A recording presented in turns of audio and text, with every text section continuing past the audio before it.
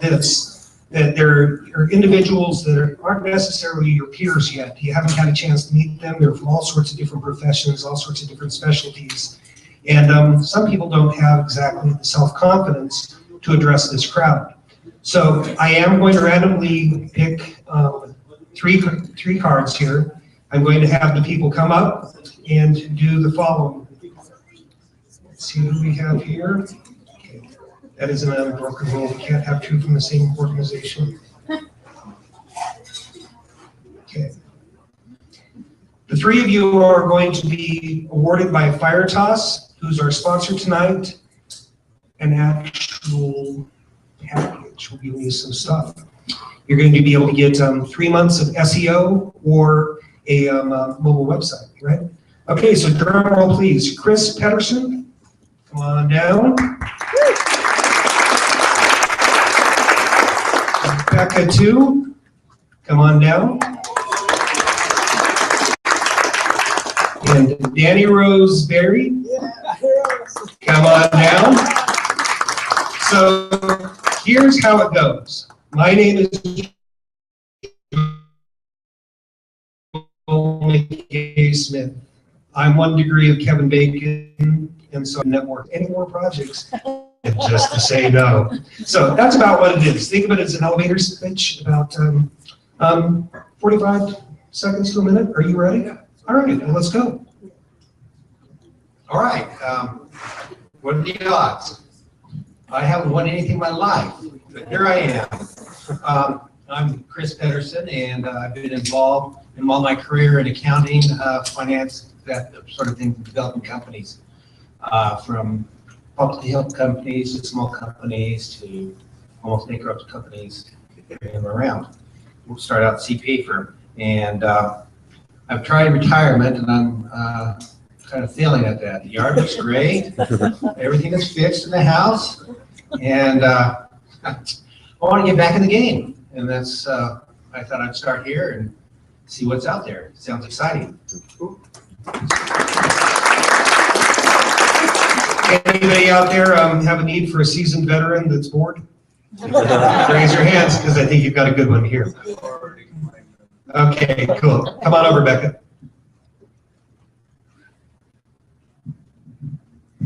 So I didn't really want to get up here, but I'm going to do it anyway. I just launched a website called idlespaces.com, and it's for renting out idle parking spots, RV pads, storage sheds. Check it out, sign up, and that's my pitch. You have 3 free ones. Woohoo! Great. And you gotta love women in business. There's quite a few members of the Women's Technology Council here too. Idlespaces.com. Now you and also Mr. Pedersen, you're going to need to check in with Aaron here in a couple minutes. Come on over. Do not be intimidated. Okay, my name is Danny Rose. I'm the Director of Revenue of the Red Lion Hotel. I'm more of the finance-y data person there. I guess the thing we're really looking for right now is, I guess, people to book our rooms. And if you know anybody that is looking for a job in the hospitality industry, we're very, very interested in that in any capacity whatsoever. Fantastic. Thank you very much.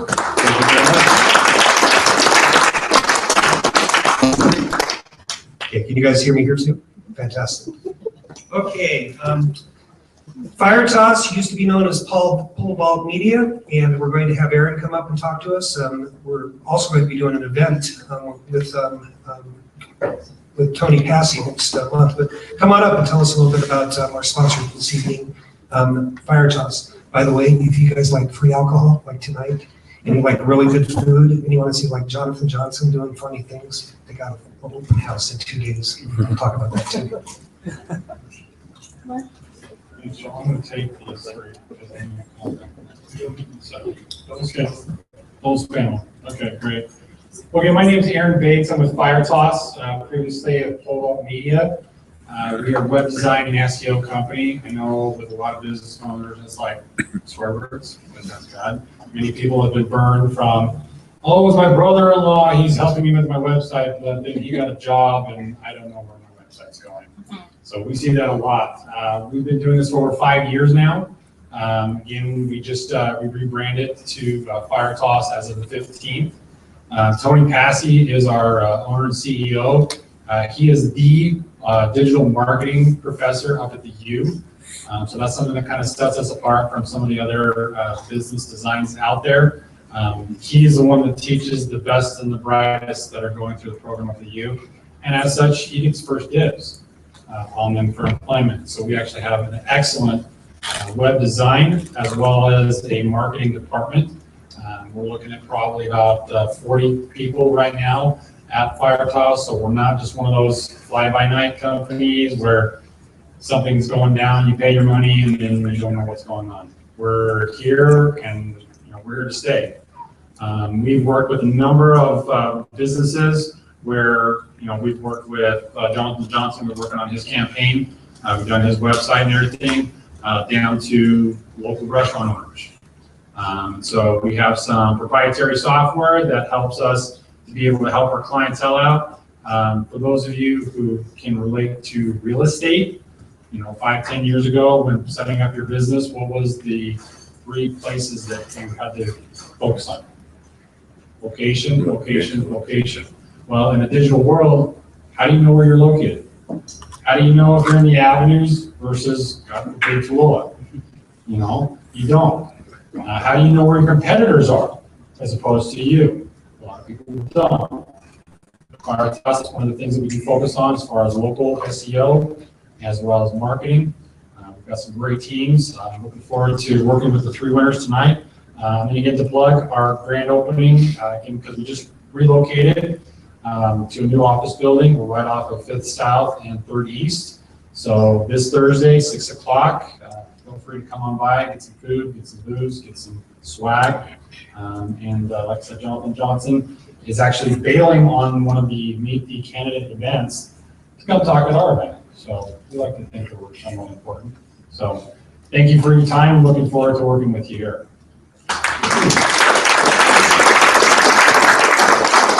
Thanks, Karen. Okay, just a plug for the Circle. I want to let you guys know, if you haven't been to any of our events, how many of you here are Circle virgins? Fantastic. Just so you know, we have an evening drinking event once a month. It's on the 4th Friday of each month. It's called SL Crawl, and we go to various different drinking establishments. It's where business meets beer. This coming Friday, we're actually going to be at Club 90 down in Sandy, so somewhere closer to my house. We have a coffee that's at Caffeinados. There's a great little Greek coffee shop that's at 33rd South and 3rd West. Each of the first Thursdays of each month, we have a coffee there. It starts about 7:45. How many of you have been to the Holodeck co-working space? Fantastic space over here across from the Convention Center. We have a lunch there each Thursday. That runs about an hour from about 12 to 1. It's very interactive with all sorts of different topics. And then we also have this marquee event on the 3rd Tuesday of each month. Next year, we're probably only going to have about 6 of them here. We plan on going to Westminster, Salt Lake Community College, as well as up to the Eccles Center as well. We try to promote, and we'll do a better job of promoting some of our concentric circles. To my knowledge, this is the first event that we've kind of done with the Women's Technology Council, even though it wasn't arranged that way. It's been a terrific thing. Fantastic organization if you're not familiar with WTC. And then Nick Bagley with Big Data Utah, Geek Events, and about every other type of user group you can imagine. We do a lot of them too. Don't we have like a big event coming up as well? Yeah, the Intermountain West conference on the 21st. And you've got room for about 2,500 people too, right? 1,400? Okay, I almost understated things. Sorry about that. We'll do that again. All right, next month on the 17th, we're actually going to have Tony Passy of FireToss and some other marketing representatives here. We're going to have a digital boot camp where you can whip your personal and corporate brand into shape. So if you want to be able to have a hands-on approach to everything with digital media, that's what we'll be doing next month.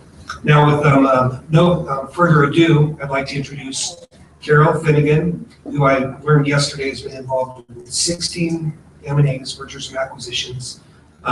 Most Recently, she was the CIO of Energy Solutions and is now with Franklin Covey.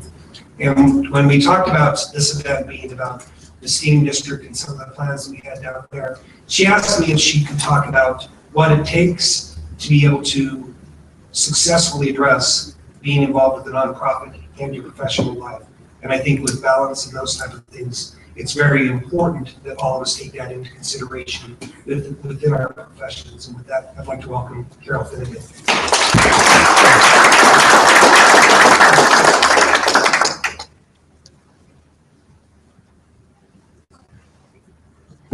I'm glad so many of you have never been here before, so you don't know what to expect. So whatever I talk about will be news to you, except to Sarah and Nicole, who know me very well. So I've been in Utah for 9 years. I came here from Annapolis, Maryland. I grew up in Baltimore. I am, if you ever want to touch an East Coast liberal who's pretty much borderline socialist, Unitarian, here I am. At Energy Solutions, they used to ask me, what's Obama thinking? Well, he never called me. So I really could not represent, but I could interpret the thinking. So my elevator speech is, I am the UN interpreter of geek speak. I have 3 liberal arts degrees, and I've been a CIO for almost 25 years. So I got into IT through the University of Baltimore, working in the graphics lab, and I just seemed to assimilate very well to software as graphics packages were coming out. I was working on my master's in graphics design at University of Baltimore, and I was the only one who wasn't afraid of the computers. So I learned the classes and the computer. At the time, you had to use your feet and all your fingers to do a bold or a command. So WYSIWYG hadn't come into play yet. It was more like how many digits can you apply. So I came out to Utah as a liberal, single mom, executive working in IT. And I showed up in Utah and I'm like, I'm going to meet the women in IT and I'm going to get out and network in IT. And I went to my first Association of Information Managers meeting, and I was the only woman there. Well, there was one other woman, she was registering everyone, and she said, is your boss here? So I was like, whoa, I am not in Baltimore anymore. So I had been on at the time, it felt like a one-woman mission to get other women into AIM, and I was very fortunate. One of my first months in Utah, I met Kim Jones, who was, I think, is she credit for founder of Women's Tech Council, and she's become a great friend. And so I'm a joiner. When you come to Utah and you're different in pretty much every way, shape, and form, except that I landed in the avenues, I told my real estate agent, I need to be among eclectic people. I don't care what you consider eclectic, but if you call them eclectic, put me in there. So that's where I live. But coming to Utah 9 years ago with Energy Solutions, I was the only woman executive at the time at Energy Solutions. I was the only woman executive they brought from the acquired companies. And they brought me out to integrate all their IT teams, mostly because I have great communication skills. I don't think my technology skills were any better than anyone else on the team, but they understood what I was talking about. And I didn't speak in geek, and I could take the technical people and interpret to the executives. So that was my stepping stone into Utah. As a recruiting tactic to get me to Utah, Steve Creamer and Chip Everest, the only 2 people I knew in Utah, when I said yes, I said, is there a Starbucks? And I drink Diet Coke all day, and is there wine in Utah? And yeah, I drink a glass a week. I'm part Italian, so I just had to make sure all the bases were covered, and then my family would actually come visit me, because otherwise it was off the table. So to get me out here, Chip and Steve said, okay, what is your passion? You know, what do you do to balance your life out? Well, I worked in the volunteer community. I started a 501c3, which is a nonprofit called Doing Something. And it was every weekend we had about 300 working professionals like yourself going to soup kitchens, shelters. We rocked babies. Cracked babies. It was Baltimore, right? I mean, I lived literally where they were filming The Wire. So that's your perspective. But we did all this volunteer work, and the Maryland Food Bank was very important to me because I grew up dirt poor, and we got bags of groceries when my dad was on strike, and he worked for the AFL-CIO. He was the union secretary, and I never knew till I was grown up where those groceries came from. Well, they came from the union and from the Maryland Food Bank. So my passion, my whole life, has been food banks. So Steve and Chip said, how can we get you to Utah? I said, do you have a food bank? And they're like, we have a huge food bank here. I said, I want to be able to spend some of my professional hours volunteering at the food bank so that, you know, I get to meet the community, and that's very important to me. So Steve came through, and I think it was 7.5, 8 years ago, I joined the the Utah Food Bank on the programs committee. And last year I was chair of the Utah Food Bank board, and this year I'm past chair. So coming into Utah as an outsider and as a liberal and as a single mom and as a woman working in IT, working in the community of nonprofit really helped me fit in. And the amazing thing I learned about Utah, in Maryland, nonprofits are very competitive. So there's only so much money, and you have a bazillion nonprofits, and they compete, and it's very dog eat dog. And you would think it's nonprofits, so people would, you know, work together. It's not the case in DC and Washington, Maryland, and Annapolis, where I lived. It was very competitive. And I stayed away from the finance and management part of the nonprofits I volunteered for that reason. I came to Utah, and I quickly learned that in Utah, there's quite a circle of nonprofits, and they work together for the benefit of the community very well. And I don't know if that's because most of them don't get money from the state. They did a lot of nonprofits, and so there was a lot of lobbying and competitiveness. Here, at least on the food bank side, most of the fundraising through private philanthropists and foundations, community partners and organizations. So the first thing I learned when I got here is the nonprofits are awesome. And it was a wonderful circle to be connected to. So it's funny when I got the call about Salt Lake Circle, because my friends always say that I am a connector of circles. I love circles. I got thrown out of accounting. I'm sorry to the gentleman that came up. When I was at Villa Julie College, which was a girls' college at the time, they threw me out of accounting because I can't write straight and in lines. I write in circles around the page. Well, you're out of accounting when you do that. So I can cook really well. I did yoga and I sang in the choir at Villa Julie, but they never let me back in accounting. So what I learned with my circles is when I got to Utah, I'm a joiner. So I grew up in an activist household with my dad being in the union. My mom was PTA president. We protested, busing. We protested the school redistricting. We just protested. So I got here in the first protest. I hope I don't offend anyone. I live in the Avenues, and was the Proposition 8 protest. So my son's coming home from school. He's walking up the street, and I'm driving down the street, and I said, Riley, get in the car, we're going to a protest. He's like, here? He thought he was off the hook, because I have an introvert son. He's very shy, and I am not. So we went to our first protest. But what I learned here is by joining circles together and just joining in general, being an IT person, I joined AIM. I joined Women Tech Council. I became involved with Utah Nonprofit Association. I became very involved with, it's Weber State. They had at the time an Information Systems Advisory Board, and they called me and I said, I don't have an IT degree. And they're like, that's okay, you hire IT people and you work in IT. So I did that.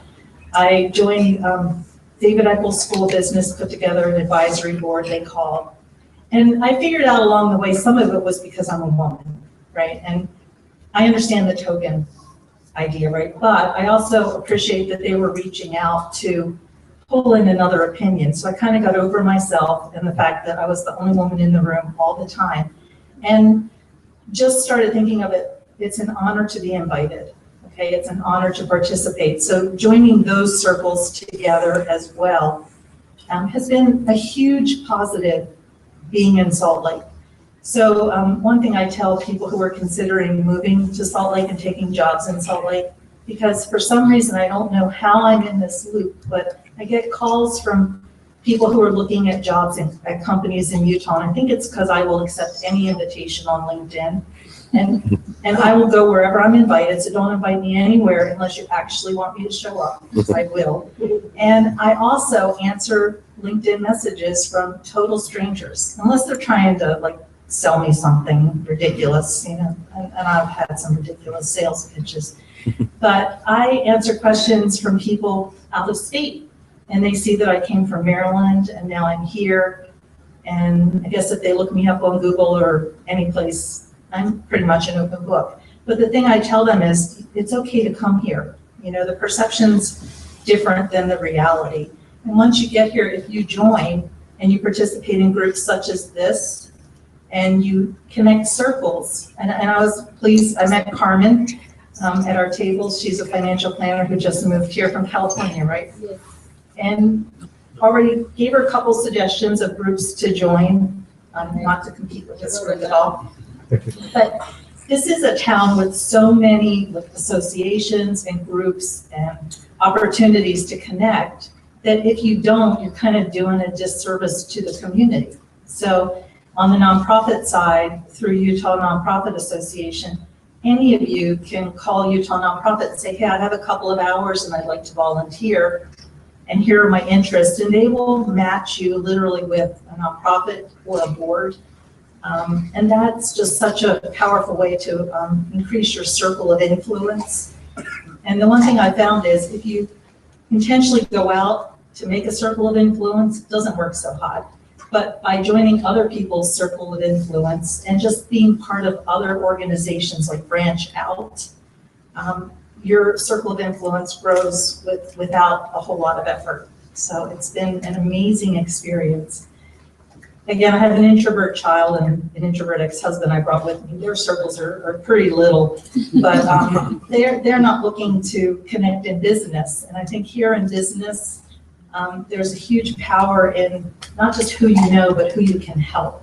And I speak to college students a lot, and they're like, how do we get a foot in the door? How do we get a job? How do we get in touch with employers? And it's really joining. I know Women's Tech Council's done an amazing job of reaching out to college students recently. In the last 3-4 years, even has a mentoring program. And each of you can be a mentor to college students and increase your circle. You never know who you mentor and where they'll end up and how your circles will connect. I've had some amazing mentorship opportunities. One woman I mentored at the University of Utah, Patricia Rodriguez, and I didn't know how to be a mentor when she called me. She goes, I want to have you as a mentor. I was like, I don't know what to do with that because we didn't have a formal program. I had never been a formal mentor. So I called her my Mentos, we got mints, and I literally just took her everywhere. I took her to Women's Tech Council meetings and took her everywhere I went. She was my shadow. And so now she mentors people, and she's actually quite a successful young woman. She's worked in software development, and now she's out doing her own thing, and she keeps in touch with me. So the ripple effect here is more immediate. So in Baltimore, there was like no instant gratification because I could go for 10 years and never run into anyone I knew. And it happened. But here, every place you go, my son's like, do you know everyone? Are people watching what I'm up to? I'm like, yes. People are watching what you're up to. You can get away with nothing. But the circle here is very small. And just by reaching out, you're all connected. One thing, when I was looking at the reports that you sent out, I guess there was the Brookings report, which I have to say I skimmed. I'm an English major, but that was a bit much with 1 day's notice. But then the STEAM report, which was really interesting to me. I'm just going to tell you some observations. Being as a tech employer in Utah, and I've hired a lot of people since I've been here. Seen a lot of turnover, seen a lot of things change. I think we need to do a better job here of reaching out to high school students. If we wait to get to the college students, they leave town for other opportunities. And I've just seen so many promising kids leave town for really good job opportunities, which we have here. We have really great job opportunities, but we have to catch the future STEM employees younger here, because they do leave. And sometimes they leave, here they leave for service missions and things, and they come back. But there's a gap where we need to get to younger kids and mentor them so that they can get into the STEM careers. It's really important. And then one thing we've been successful at in the companies I work with is to kind of like pre-hire college students. So you have them in for an internship, but you express the intention to hire them, because an internship in and of itself isn't a long-term relationship, right? Unless you state that intention at the beginning. And we've had great luck hiring kids part-time and then having them come in and work for us full-time. You just have to be patient and kind of juggle schedules, but it's a great way to hire tech people. And then mentoring, getting out in the community. I worked for Nelson Labs for 2 years in between Energy Solutions and Franklin Covey. We had an awesome CEO, Jeff Nelson, who encouraged us to go out into the community and do volunteer days at high schools, go speak on career days, mentor students, a real formal outreach program. We actually started a women in STEM group. We called it WISE. We kind of made up the initials, but you kind of get the idea. Just so we could use an owl as our logo. But we had a group of women technologists. They were biologists, chemists, technology professionals, even accounting, because they're all using technology. So we got out in the community, and Jeff really encouraged that. So I would encourage all of you, if you're employers, to have your people go out in the community and spread cheer, about the company, and just make the community stronger. So that was a formal STEM partnership that we started at Nelson. And then formalized programs to reach out to diverse communities. I was shocked to find there are diverse communities in Utah other than myself and my liberal thinking peers, all 5 of us. We get together frequently. But just working in West Valley now, and the employment pool that we can pull from that I didn't even know about, because it's not publicized. There's no formal outreach program that I can find to reach out to minorities and people who have moved here as part of, what's it called? I'm gonna forget. Refugees, yes. I forget what it's called. International Rescue Committee. IRC. Yeah, IRC. Just a lot of people come here with college degrees and advanced skills, and they may be working in menial jobs just to support their families. But we need to do a better job of reaching out to pull them into our circle of influence and hire them. I'm very passionate about that. I think since I'm finished my food bank service, that's my next passion I'm going to jump into. And then really promote our university systems in the area of STEM. I was very happy to hear that you're going to meet up at University of Utah and Westminster and stuff, because getting college students involved in this type of networking sets them up for huge success in their careers. So even if you just say hi and meet them and invite them to your meetings once in a while, it sets the stage for them to know how to network. I have a 21-year-old son, and his networking skills are abysmal. He is killer on Xbox. He has a network all over the world of people he will never meet. And I am always trying to encourage him to get out and meet people. And I would say there's a shortage of in-person networking opportunities for young people. So that's really important as an outreach, that each one of us can do that by just inviting a college student or a high school student to an event like this that we go to, if it's allowed. And I don't want you to just, because you have alcohol, I mean, I'm not promoting. We've had a show that's 8-year-olds and 8-year-old. So awesome. Well, that's great. I like this group even better. And then I'll get on a little bit of soapbox. I'm going to stand up a little bit. I would love to see a statewide salary survey, because there's a lot of misinformation about salaries in Utah with women and minorities, and there's a lot of real facts that aren't good. But I think by uncovering what's going on and boldly stating salary levels in different counties and careers, I think that creates a dialogue that's a lot more positive than some of the dialogues I've seen going on right now. So except for Susan Madsen, I love Susan Madsen down at UVU, who's doing a lot of women in leadership studies and salary surveys. But it's really important to, I know we're in Utah, but it's really important to talk about the things that aren't equal and just. And I've seen a huge trend in the 9 years I've been here where there's an actual conversation going on, and it's increasing, and it makes me very happy and encouraged for the future of the people coming into the job market now that we can have this dialogue about economies of scale and salaries and women versus men. I will say if you want a career in IT, I haven't seen a lot of inequality in IT salaries. I actually, and my peers, I know a lot of my peers get salary surveys every year and we abide by them. When I started here, Utah was in the 80 percentile 9 years ago for IT salaries, meaning like New York was 120%, California was 140% of the average IT salary. Utah's now at 100%. So in 9 years, 20% gap has closed on IT salaries. And anyone that has kids, family, friends, relatives, have a liberal arts major working in IT. You can come into IT from any avenue. IT is nothing more than having good analytics and being interested in technology skills all the way up to having serious technology skills. Now your social balance tips a little bit, I'm just gonna be honest, but I do have friends who are highly technical and social at the same time. So, and I always strive to hire IT professionals who have a liberal arts background. And that's a predisposition because I want people who can communicate with business partners. But I think it's amazing in 9 years that 20%, have you seen that, Nick? And the shortage of talent and the plethora of jobs.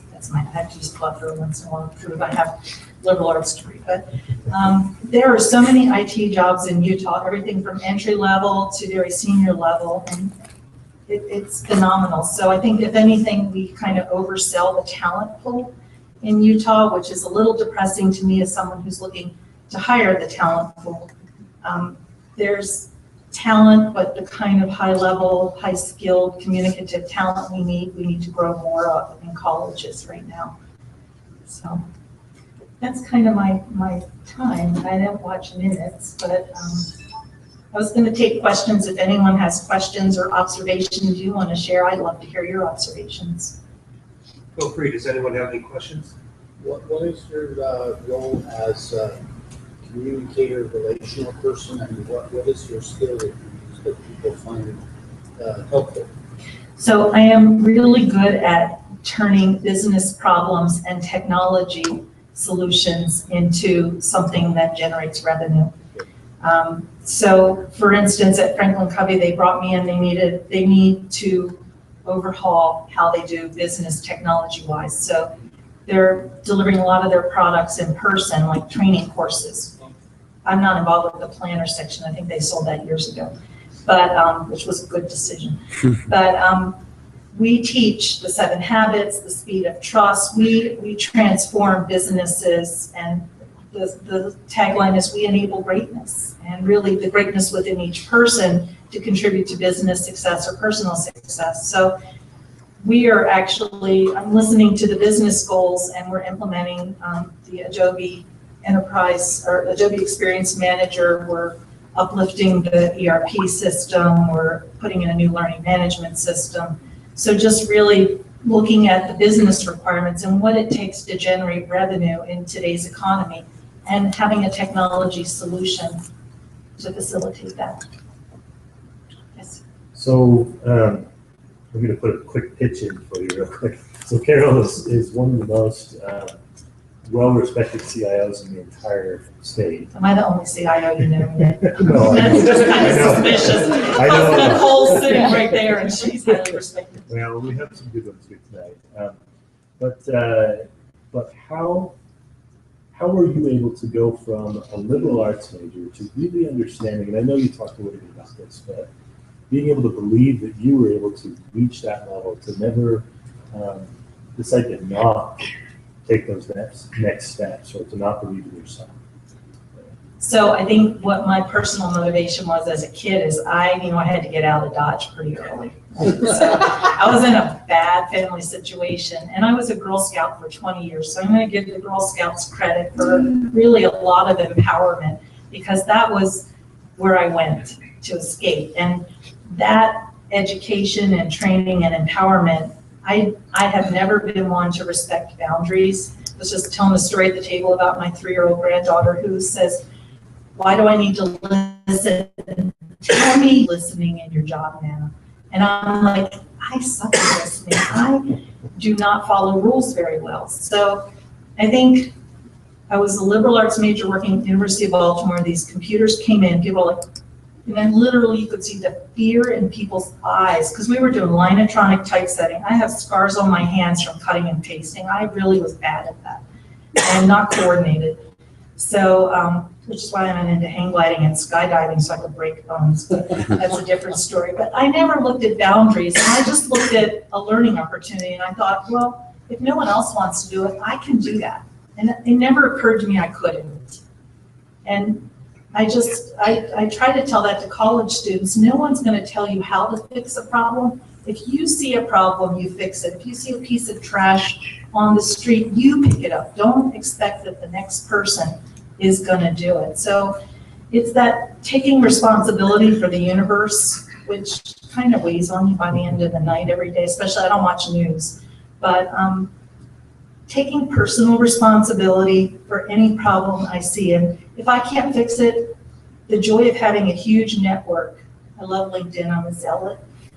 The joy of having a huge network is if a friend of mine calls me with a problem, I'll say, I think there's someone on my LinkedIn contact list that I can connect you with. So being a connector. I don't assume I can fix everything in the world, or else the world would be a much better place. But I do like the fact that I have access to people, and having access to people is because I give access to myself, right? So if someone wants to connect with me, I will connect with them. I don't judge. I don't say, I'm never going to need anything to do with Oracle ever again because I've left that world. You never know. You just never know. I swore off Oracle when I left Energy Solutions, but it haunts me. Me too. Yeah. But yeah, so just being open and accessible, and then being willing to take on a challenge that isn't really in my wheelhouse. I don't really care. I think that you've illustrated very well how art has to be part of STEM. I mean, people have asked me, and I just don't admit it, but they've asked me, why do you need to have art in STEM? It's creative problem solving. Exactly. It's tremendous. Folks, we're going to change the plan just a little teeny bit because Carol's going to have to leave us, but we'll take a break here so you can have any Q&A for the crowd with what we're doing. Then we'll be introducing Thor, who's going to be going through what will it take to be able to create a true innovation center here. He'll do a brief introduction with that after this networking break. Then we'll have Peter Karoom, who's a real estate developer, former mayor of Salt Lake County, and the Democratic Party chair. So for the most part, I believe they get along just fine. Nick Bagley, who's kind of a young idiot savant. I say that completely with all respect. Fantastic tech career, big data Utah. What do you have now in use rooms? 6, 7? Yeah, it's crazy. Yeah, absolutely, absolutely. He is indeed a futurist. We have Sarah Dancy Jones, who cut short a fantastic vacation just for us tonight. Big hands for Sarah Dancy Jones. You are the president right now of Women's Tech Council. Right? One of the founders. One of the founders. I've had the good fortune of being in some spirited conversations with you, and I love your opinion, and I'm looking forward to what happens in the conversation here too. Dean Lundberg, who's an entrepreneur, happens to be one of my business partners. Please do not hold that against him. He's a rural outlier advocate, and he's bought and sold about 80, 90 companies in small towns, and believes in the need for rural communities to be able to support metropolitan communities and vice versa. It's very important that the areas that surround metropolitan areas are supported in both ways. And then we also have Nicole Newmarker, who's a software architect, healthcare executive, and a tech entrepreneur in her own right. And I think that we should consider ourselves so honored to have 3 members of the Women's Technology Council. So call it about 10 minutes, get a chance to chat with Carol before she has to take off. If you'd like to grab something to eat, to grab a drink, and then I'll be so obnoxious as to ask you to come back to your tables. We'll see you in a couple minutes. Thanks. It's good to see you tonight. How are you? How you doing? Good. So what, I mean, did anything happen? You asked you sent emails, questions? Oh, what's fine? No, I didn't really. I didn't really have a conversation. So, yeah, so I was more interested in what, how it was structured, because that's It's about 40 people, but you can do what you do, so.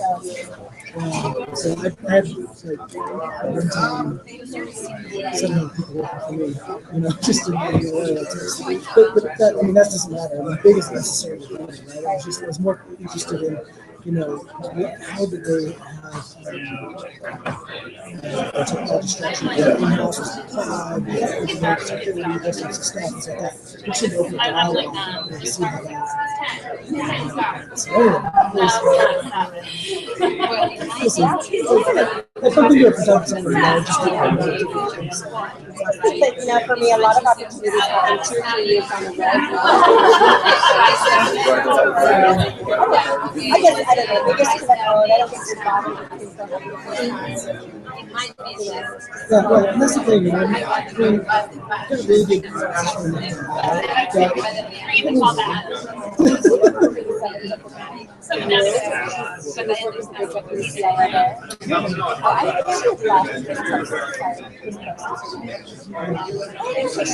for sure how close the CIO. Yeah, there's some I know pretty well, and there's some that I, that I don't just want to talk about. So just depends. He's got a big technology program, so I remember getting people up there. Well, plus they service the entire, all the hospital and everything like that. So actually account for all of the medical facilities. Yes, huge. Yeah. So we got the global data competition and all kind of things. So that's been really. So yeah, so it's kind of what we're trying to accomplish with this competition is globally, make new friends, learn new science, that type of stuff globally. And so it's not more of a who's going to win, who's going to lose the competition. Come up with scoring mechanism as a personal score, and then train. So it's you can learn great skills, and then see how you measure up, and then watch yourself over time. It's kind of what we're doing. And is it your big data bank? That's cool. You can actually take that in your company. It's sort of similar to what I was doing at So I was doing a team program and business analysts, which is knowing enough about data dangerous, right? Start to really think this issue, right? Data sometimes are going to see what's hard to learn. Not hard to learn. You just gotta have the motivation to do it. And what you see, my whole purpose in this is I'm not a programmer, but I like to see how can I take technology solutions and apply them to business programs. And big data is a fun place to do that.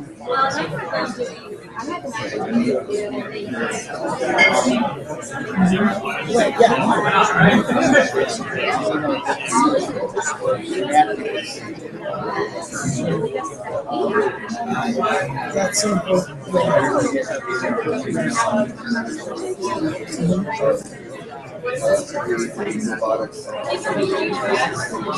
Well, and that's the thing, you see this technology all the time. If you approach it as, I've got a solution for a problem, right? And if you took something in real life and say, look, we want to analyze click streams on eBay. Now let's hear the tools that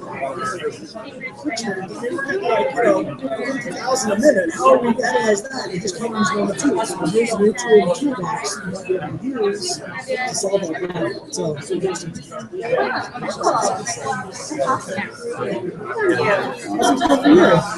Good. So I just got back. I did not put my vacation. Yeah. But I went to Hawaii for a few days. Did you? Yeah, it was fun. It was like a girls' trip, and then I did 6 days. All of 2 weeks. Yeah. I know. I felt like a brat. Like I've been over here for years, but it's nice. It's nice to be able to do that. Yeah. So what were you doing? I was actually like, usually I end up at the North Shore where it's like quieter and you've got friends up there. It was just tight. It was like corporate support.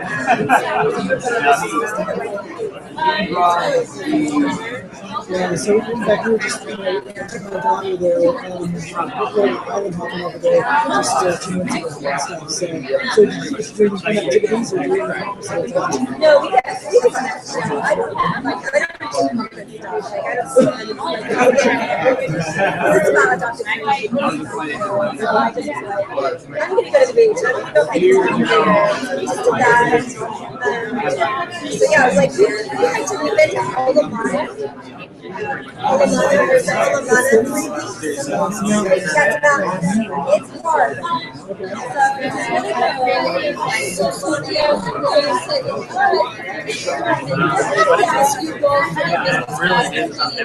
But I wanted to get some business okay.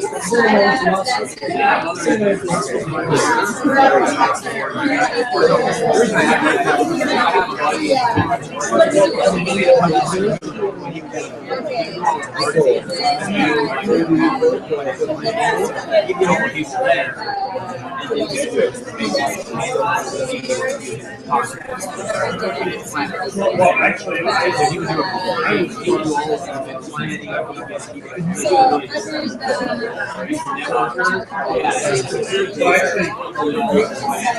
I look like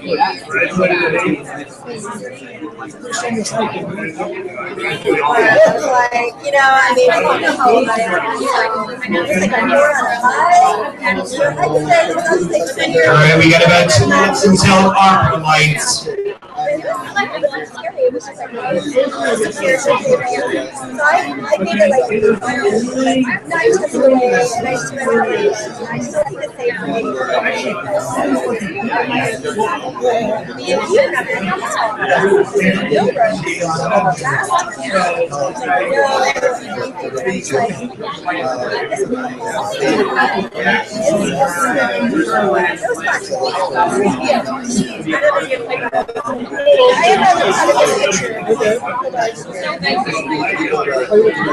My daughter and I both went to school, so we did about 12 dollars. So we were arguing. I never went. I was surprised I didn't go snorkeling because usually I was This is about 9/10 of the way out. Yeah, the view was definitely so that was the view. 9/10 of the way out. So it was definitely, but it was like it was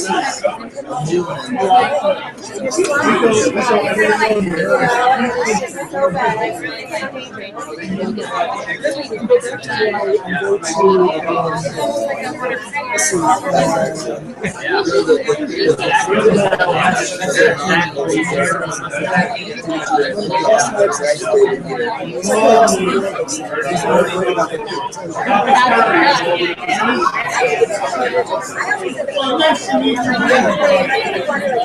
I do too, and that's what we're trying to do.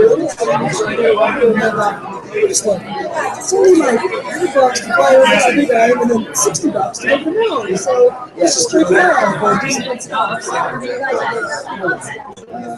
Thank you.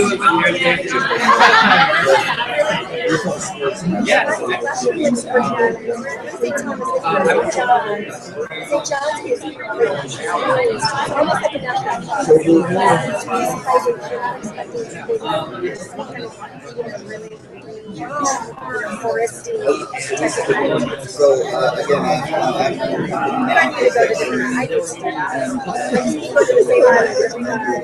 Well, next time, just look and see where it's like.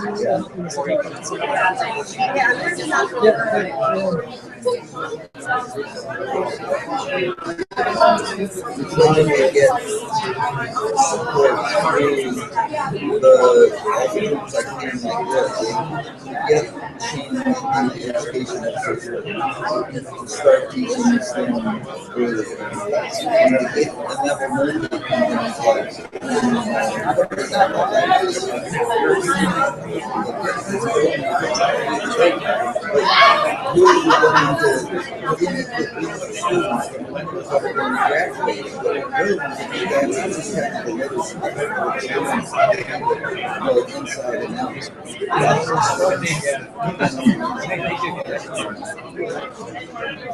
My goodness,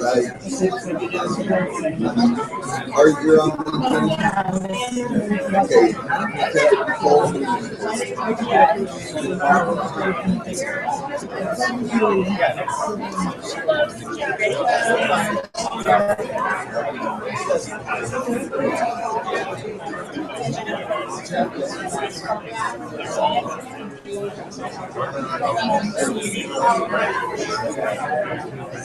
I'm working with a makerspace that's growing up in Auburn, and they're patterned after Make Diversity, which gives them a job in London, and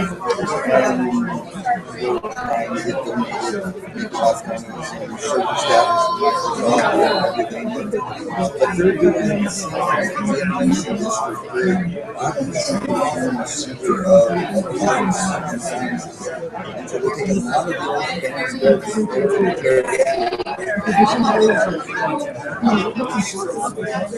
yes.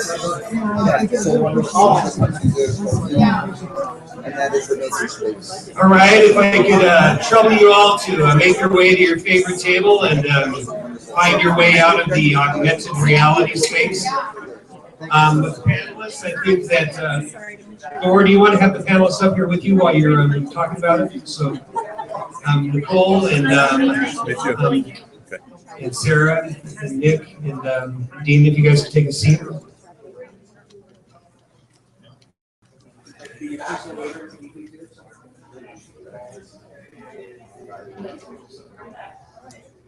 My goal is really to talk as little as possible. Real quick, I wanted to thank Lisa Kearney, who helped us out tonight. She's a terrific graphic artist. Lisa, could you raise your hand wherever you are?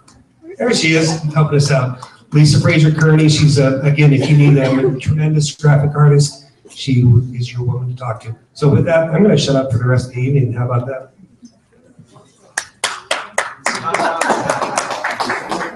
My first come up now.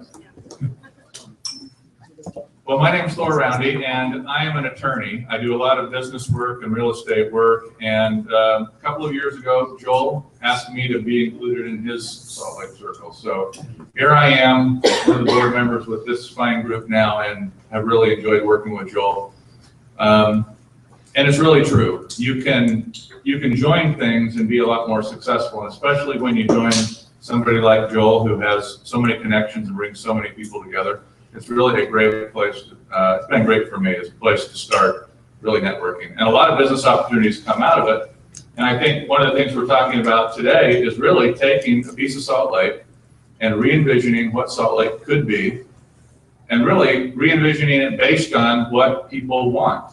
But since nobody has really gotten a community together to say, let's build that stuff that we all want, it hasn't happened before. Salt Lake's seen a lot of jobs go elsewhere. They've seen a lot of real estate development go elsewhere. And now we think it's Salt Lake's time. And there's a lot of forces coming together. Let me introduce you to the three documents that are on your table. And if you're the last one here, you're welcome to take it. But if you'd like your own electronic copy, I will email it to you. All you have to do is is email me and tell me, I would like a copy of such and such a document. There's 3 there. The first one is called Enterprise SLC.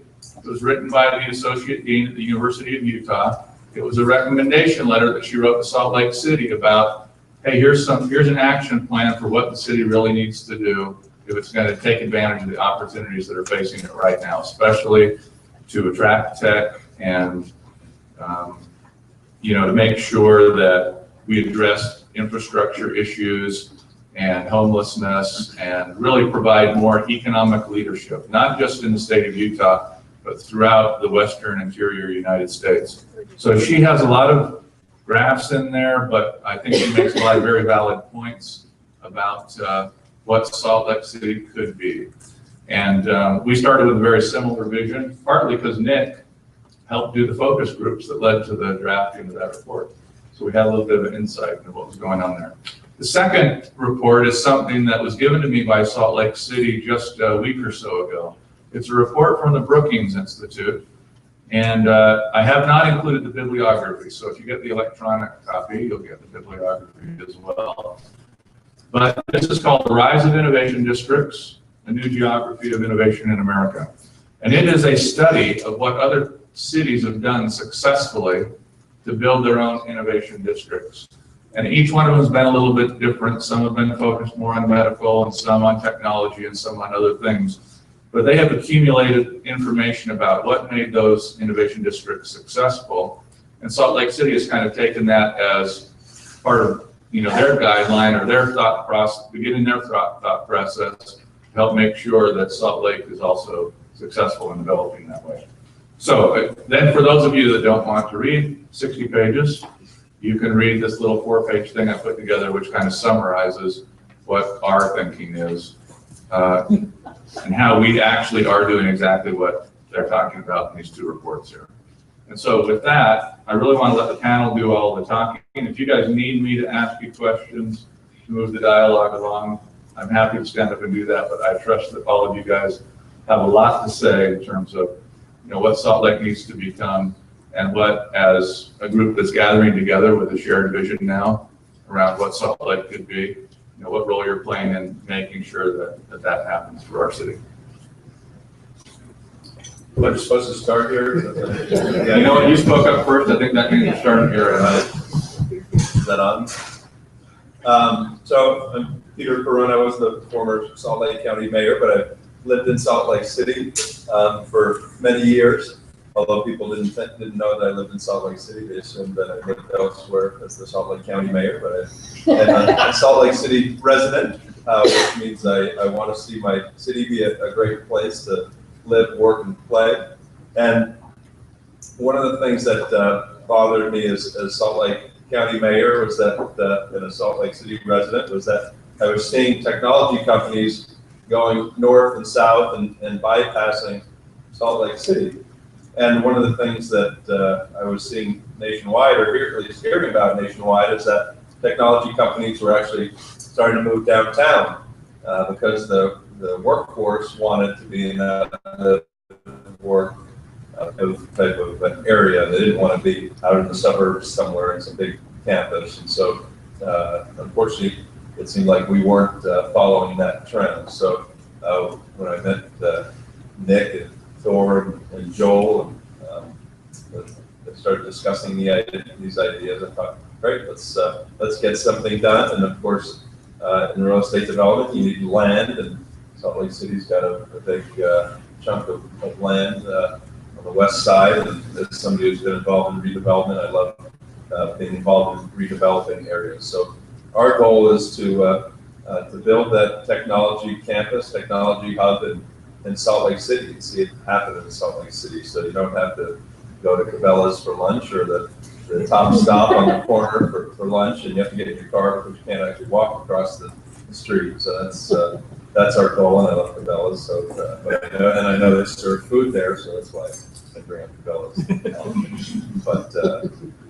But we really need to make Salt Lake City Silicon slopes right here in the city. And it's great if we have technology companies north and south, but we need the same right here in Salt Lake City. So that's my goal and being part of this whole discussion and the whole desire to create a technology and STEAM campus in Salt Lake City where we bring the arts in. The reason that's important to me is because I have 3 children who are getting a good liberal arts education in elementary school, and they play music, and they actually say music is one of the most, or not one of the most, but an important element of people who are smart in technologies. They learn music, and that somehow transfers into math and science. So I believe that the arts are a very important part of technology for people in technology. Just a quick intro and just I'll just dive that a little bit. So I'm Sarah Jones. I'm co-founder of Women Tech Council. We started about 8 years ago and have a few thousand members that also include men. I want to just be very clear about. We're a very inclusive organization, and I have a technology background. I was a patent attorney for a number of years, and then do more entrepreneurial and consulting. And having both run tech companies and then also, been within and been in some really fast-growing tech companies. I'm assuming if we create any Salt Lake STEAM district, we don't want it just filled with dudes, right? So I think that's, the voice I'm offering here, because I think, not just men and women, right, but any racial diversity that we can get is better. And better for the community, better for everyone, and better solutions. And I was just sort of thinking as I was driving over here, we spend a lot of time debating, should we be colorblind, or should we be gender blind, or should we not be gender blind or not colorblind? And I sort of feel like there's this funny balance where you absolutely should be gender and racially conscious and force yourself to go meet with people that you haven't met before, right? But then there's a point where you need to become blind to that and realize that there's, this brilliance that exists in everybody. Once you really identify what that is, stop seeing all of these other things that become barriers. So, however that plays out in this type of, community, or whether it's a physical locality or even just a social network that we're trying to create in this community, those are the efforts that I think we're trying to promote as Women Tech Council to make sure that these cross conversations are happening. Does somebody want to, would it be helpful if I illustrated what that is? Please do. Okay, let me just give you an example. So a lot of people here, oh, you're Sarah Jones, you founded Women Tech Council, and you're really well networked. Well, guess what? I'm going to send you every woman that I know.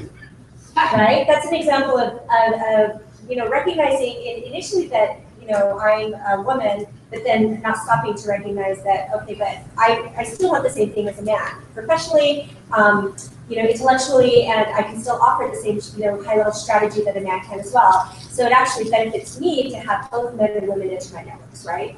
And so not only do I want to be introduced to women, I also want to be introduced to really smart men. And that actually makes my network better, and it will also help other networks become better because I'm going to introduce other people to both men and women, right? So if you think about that and just think about, why it's important to recognize, it's important that I reach out of my circles and talk to different people, but then at that point where I realize there's value, recognize it just for the value, not because she's a woman or he's African American or she's Hispanic, right? So that's kind of an example of kind of a culture that I'd love to foster from Women Tech Council's perspective, that there's a lot of brilliance that lives in our communities. How we bring that together, how we leverage that, how we utilize that just across, I think there's just some thinking that has to be changed there. My name is Dean Lundberg. I've been an entrepreneur, been in the broadband industry for about a dozen years, and I'm really more of a business builder, an operations guy. Partners with Joel. I've been really interested in this project that they put together. I just think there's a huge opportunity here in the States. In fact, as I was driving up here, there was a report on the radio about a new report that just came out from the U.S. Chamber of Commerce, where they rated states on 6 economic indicators. And Utah actually was in the top 10 on 5 out of the 6, and almost in the top 10 on all 6. And rated first in entrepreneurship and innovation, and rated second in technology. And that goes on down the list. But I think it illustrates the power that the state has and really Salt Lake, this district, has the potential to become. One of the biggest problems with Utah is the funnel of talent and developing a funnel of talent. One of my passions is not just including men and women in this formula, but is also thinking about geography as part of this. So I have a real passion for the rural communities. I was in the fixed wireless space, delivering internet to really rural communities throughout Utah and throughout actually many of the western states. And got to know a lot of people in rural communities, and there's just a lot of talent out there. And they don't have the ability to access it or become a part of it in many cases. And so part of the vision that I'd like to see included in this is really kind of a hub and spoke model, if you will. And if you imagine Salt Lake City becoming kind of the hub of learning and technology, and then you spoke out from there into what are some of the more rural communities in our state and potentially beyond that. I think what you'll find is there's this well of talent that has been untapped to date. And right now there's a lot of large companies that don't come here because there's no well. But what if that well could be deeper, more broad within our state and draw more talent into the city center in order to fill these tech jobs and attract these large companies? So I think it's really interesting to think about that prospect. It's just it's an exciting project to be a part of, and thanks for. So my name is Nick Bagley. I run the Big Data Utah Users Group, the Utah Hadoop Users Group, Utah Decadence, and 1,000 other hats, I guess, maybe too many. And I'm also part of a company here locally called Eccles. We're all about people and helping the tech community, trying to help influence what technology companies are capable of doing. For a lot of years, being involved with data scientists and big data groups and trying to accomplish really cool projects in that specific space, I thought of myself as somebody that could really recognize patterns and understand how things connect together and how people connect. But I started realizing that some of my skills are actually more in things that Carol talked about. Being able to understand how to apply creative things into communication and a lot of the things in the liberal arts world into what happens within technology, what happens within STEAM. And I also started to realize that I'm a very creative person, and because I'm a very creative person, I don't like destruction very much. In fact, right now, and this is one of those things that my wife might not be too happy about, right? We'll see. Right now, I'm collecting, I've got a couple of juice boxes, the roll boxes, and I've got an oatmeal box at home, and I'm going to turn it into an R2D2. And just to keep it so that it's something that she'll actually keep around the house, I'm going to turn it into like our coffee grounds thing that we can throw our coffee grounds in and stick them in our garden, right? Silly thing that I'm bringing up for a very specific reason. The projects and the things that we do and create, the goods and services that we create that we're capable of, your skills, your talents, the things that you have that make you unique are valuable. And the perceived value is only as valuable as that other individual decides that they're worth.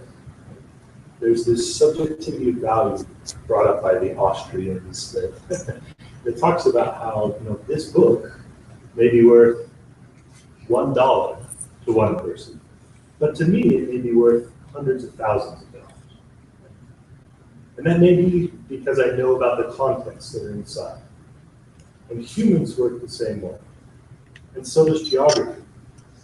So when we talk about the innovation district and the STEAM district, when we talk about the vision of what we're trying to create, what we're trying to create is to take away these ideas of destruction and I hope it's not too loose a definition to say that racism and all of these other types of biases are a form of destruction, but to get rid of some of those barriers and those boundaries, like Carol talked about, and be able to start understanding the value of an individual, the value of a company, and how we can work together as a community to create something better and more valuable than we can create on our own.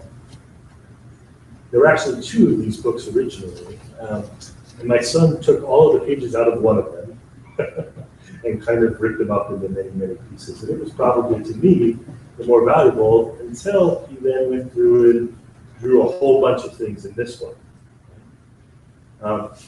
And now I can still piece together the pieces that I needed out of the other notebook. Right?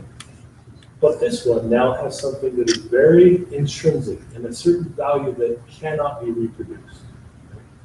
In 10, 15 years from now, this might be valuable to me still, it might not be. Right? The kid is always producing something.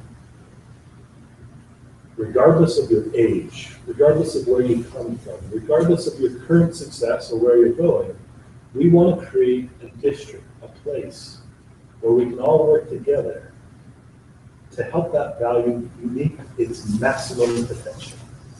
That's what we're really trying to create. We're trying to say, how can we make you more valuable and have more people in the community be able to access that value and make you more successful? So like Carol talking about bringing in the refugees or bringing in the homeless or all of these things, we can all work together to help people be more successful. That's what I'm passionate about. And we can talk about more specifics in a minute, but that's me. Thanks, Nick. It's like the radio voice. It's hard to follow the radio voice. He calls me on the phone and I'm like, oh, it's the radio announcer. It's talent. It's one of those other talents you have. So I grew up in the Bay Area. I grew up in Silicon Valley. In fact, I grew up across the street from the inventor of Ethernet. And so I had friends that I grew up with where computers and STEM and all those things were constantly around me.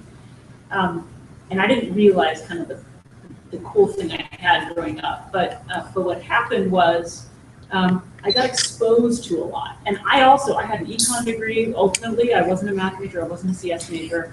But I found my way from maybe not necessarily liberal arts, but yeah, I had a Bachelor of Science, but into technology because of the exposure I had in the Bay Area. And so it was really hard not to sort of get sucked into the stream that was happening there. And what we have happening in Salt Lake now, I actually manage a technical group, and I have lots of developers, and I'm moving software here and there, and I've been a CTO and a CIO in small companies, large companies. And what I find over and over again is that it's the way to get good people on board and have a company where you do something super interesting is to create the kind of environment where technologists thrive. And some would argue that's kind of a weird environment, or they're sort of picky, or there's fussiness about them. But really it is an environment where they can see what's needed of them and produce a product out of it. And then having people who can easily translate, I have a ton of respect for Carol for that translation ability, because what ultimately happens is you have a lot of people who spend a lot of money on technology and don't get what they want out of it. That is the thing I come into every single time. Well, we've been spending tons of money and we've got this and we hate it, or it's dying, or it doesn't work, or it's not what we wanted. And so we need more people that can sit in that translation point between developers who really want to solve problems and individuals who can help translate from those developers to the business and vice versa. And that's why Carol's so successful at what she does. Because how many failed projects do you hear about in tech? How often are you frustrated by technology? Right? How many of you want a Carol in your company to help better translate what you need as a business user into technology? That's why she's so brilliant. That's why she gets demanded and she won't stay any longer than 2 years in a company, because she gets bored and wants to redo it. So it's, unless you work beside and understand kind of that space, it's hard to really grasp why she's so great at what she does.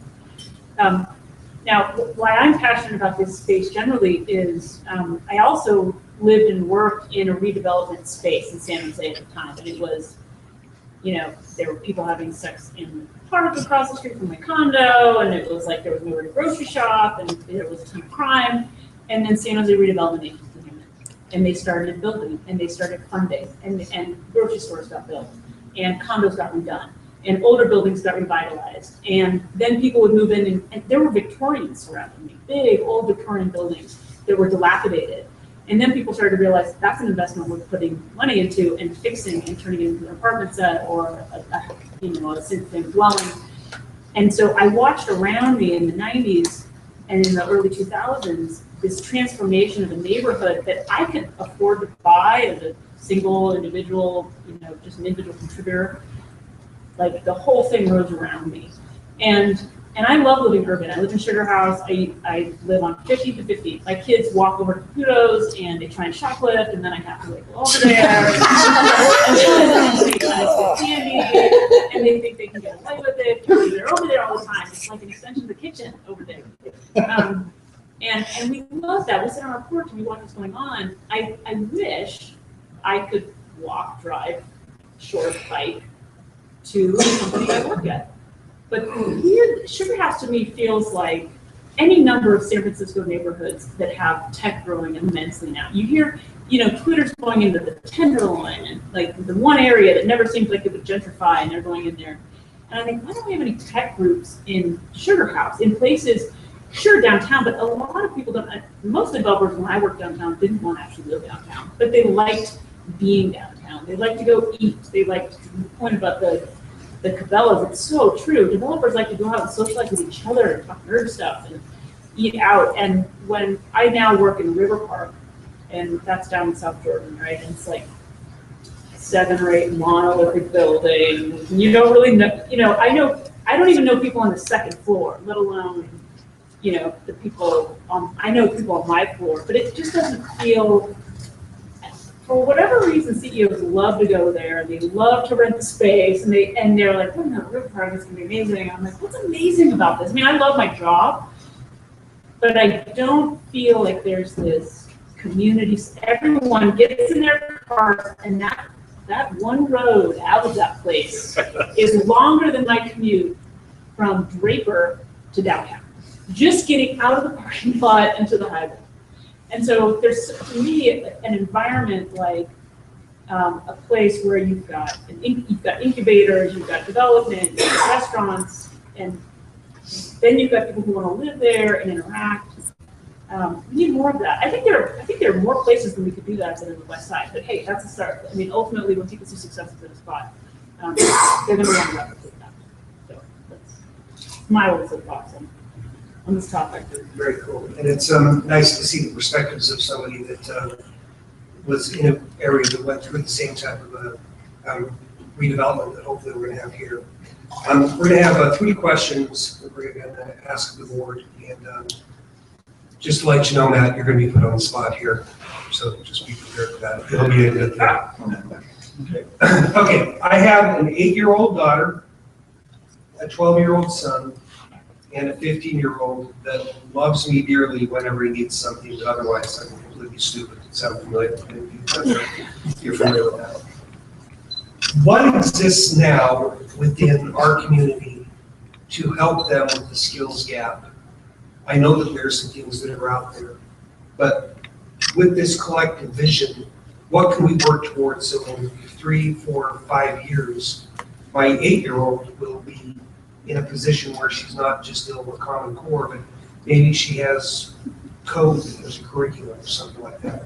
I don't know who would want to take that first, but as a parent of children with the youngest being 8, how can I help them with this skills gap? And how can we help move towards the area where the younger children will be able to have a better time with that? Sarah's not going to take that. I have a 9-year-old and a 5-year-old, and my wife teaches math at East, and she writes curriculum for a small company here called Zaniac. It's a company that's based in Park City, and they have an office in Salt in Sugar House. And I bring them up as sort of an example, because what model they've created is they've created a series of curriculum classes that kids go to after school, and there are various ways you can go after school. They send buses to Uinta Elementary, and they get on that bus and they go to that place, and they do things like they learn about small machines building with Lego robotics, or they learn about one of the more recent curriculums she just wrote was city planning in Minecraft.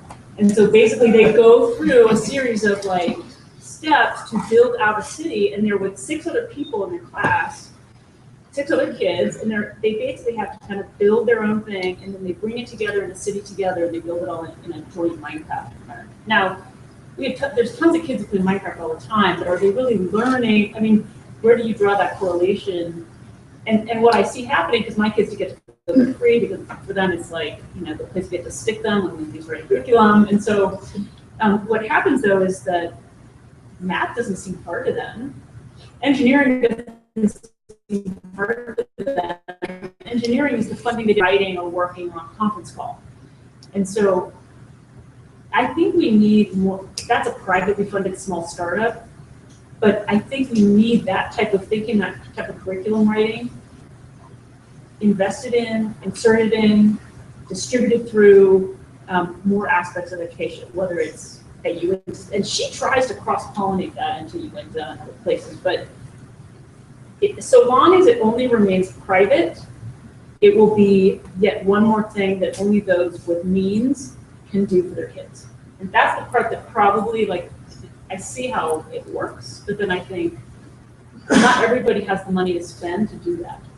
And so how can we take that kind of really exciting fun curriculum and enable it elsewhere so that we fix that pipeline, because that pipeline is a problem. I can't, we're in budgeting right now, and I basically said I need about 5 developers. And they were like, don't you need more than that? And I'm like, I don't think I can hire more than that. I can't even hire the one I'm trying to hire right now. And so I don't ask, and you know what I do? I outsource it to India because they can get them fast and they can get them capable. And so I have this sort of balance, which is I'd much prefer to hire in Utah. Absolutely.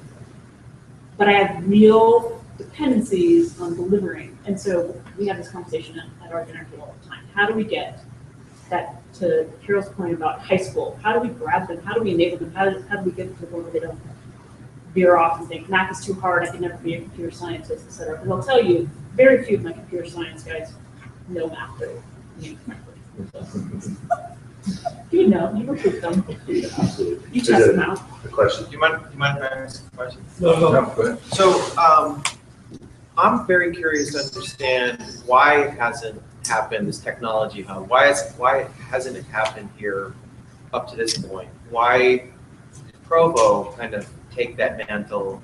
What were the factors that attributed to their success?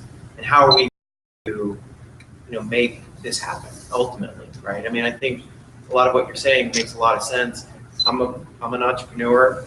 I have to outsource most of my people too. And I love the fact that we're doing stuff in the schools with STEM, but we need people now. And I feel this technology hub is really what's going to attract people here, right? We want to grow people, but we want to get them here.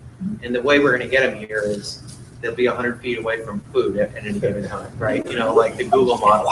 So I'm just curious, why hasn't it happened? What can we do to make it happen? And, and how do we coexist with Provo, which has, kind of taken on that mantle and that brand?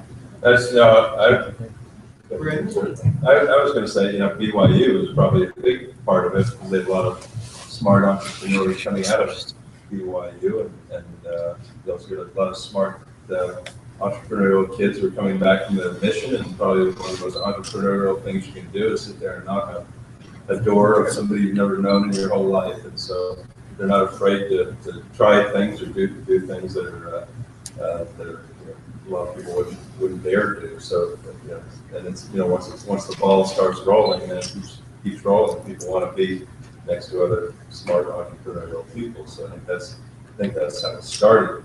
But I think we have the same thing here at the University of Utah with other technological institutes and companies. And so I just think there hasn't been that concentration in one area. Salt Lake City is a city, so there's a lot of different businesses that are going on. So I think nobody really knows who their neighbor is. As you mentioned, maybe down in South Jordan, but also Salt Lake City is a country don't know where our neighbors are as well. So if we can create that technology campus, I think in some sense build it and they will come.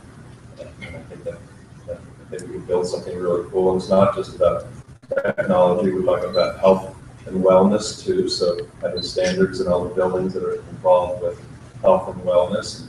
And even when we talk about recreation, having technology involved in the recreational aspects as well, and so we can hook themselves up like a professional athlete with a machine, understand their body better things like that. So we're trying to really make this more than just buildings and more than just technology, but really creating something very vibrant and different that you won't see elsewhere in Utah. Or, that's happened in other parts of the country, but then we want to create something that's really very unique and something that will attract people who are interested in technology. So I'd like to build on that as well, and then also continue on with the line that we were talking about before. So there are all sorts of factors, right? If you think about the way or the timing for Utah's technology community and how we've grown, originally it was Novell, right? And a lot of the other big companies that were actually based in the Provo area.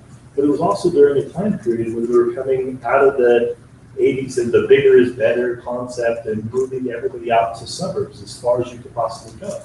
So if you think about Silicon Valley, that's actually Mountain View and all those areas, San Jose, everything else, those were the suburbs. Those were outside of San Francisco and Oakland. If you think about MIT and a lot of the big things that were built out there, originally that was middle of nowhere, right? And at that time, everybody was moving away from the cities. But now millennials want to move into the cities. Right? Joel sent a report out this morning talking about how mileage has dropped drastically for millennials to the point where even when they have 20 million more people than we have in the older generations, we're going to have 54% less miles driven. It's going to change everything because we want to be social online, because we can be so interconnected so quickly and so easily within a city, but we can't do that as well in a small town out in the middle of nowhere, because my friends may be like Carol's son all across the world. They may be all across many different places.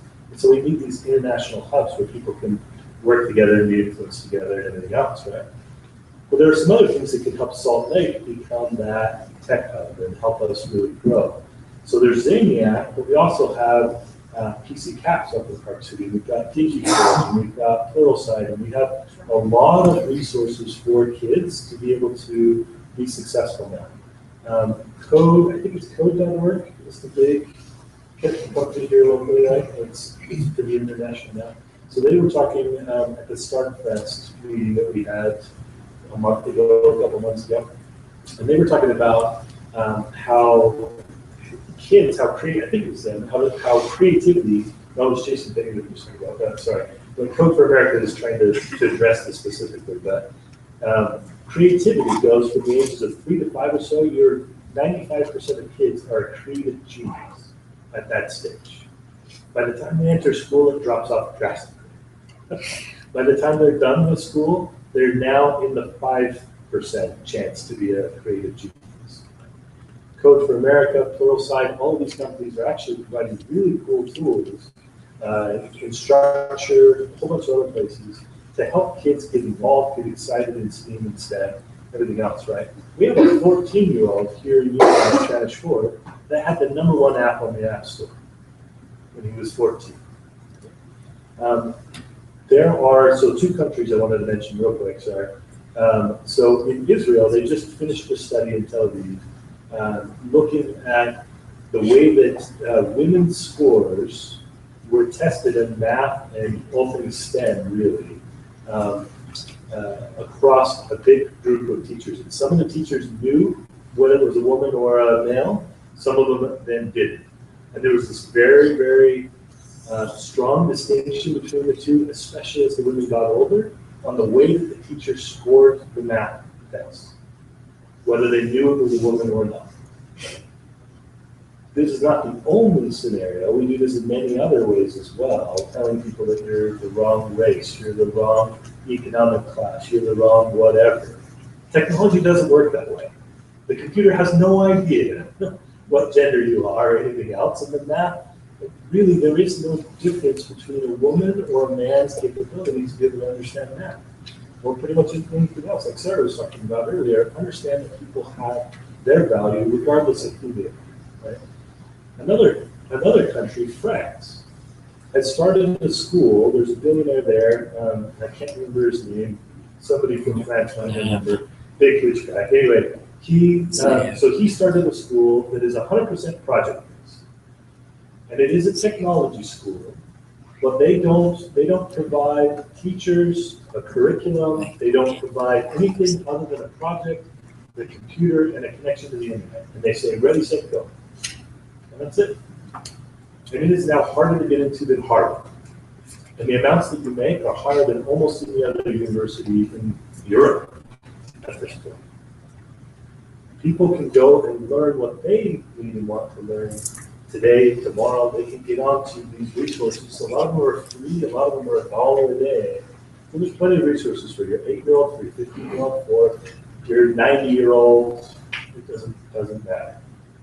And putting it all together in one community where we can see what other people are doing and how they're working together is the vision, and it's where we can be more successful. It's where we can start addressing that talent shortage, where we're now at 45% unemployment for technologists up and down the law section. So,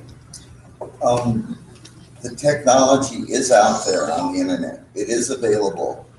It is not available for economically disadvantaged students. And that's where we have a big problem. We were talking about the wealth of resources that we could have. If we could get West Valley high school graduation rates up, and we need to get a statewide change in the curriculum to start teaching STEM in the first grade, not waiting until high school. They need to have this as their mindset. And if we don't, then technology is moving so fast that we're not going to have enough resources to keep up with the technological growth. I think what's really interesting about this project is, to me, it's a physical representation of what could also be built virtually.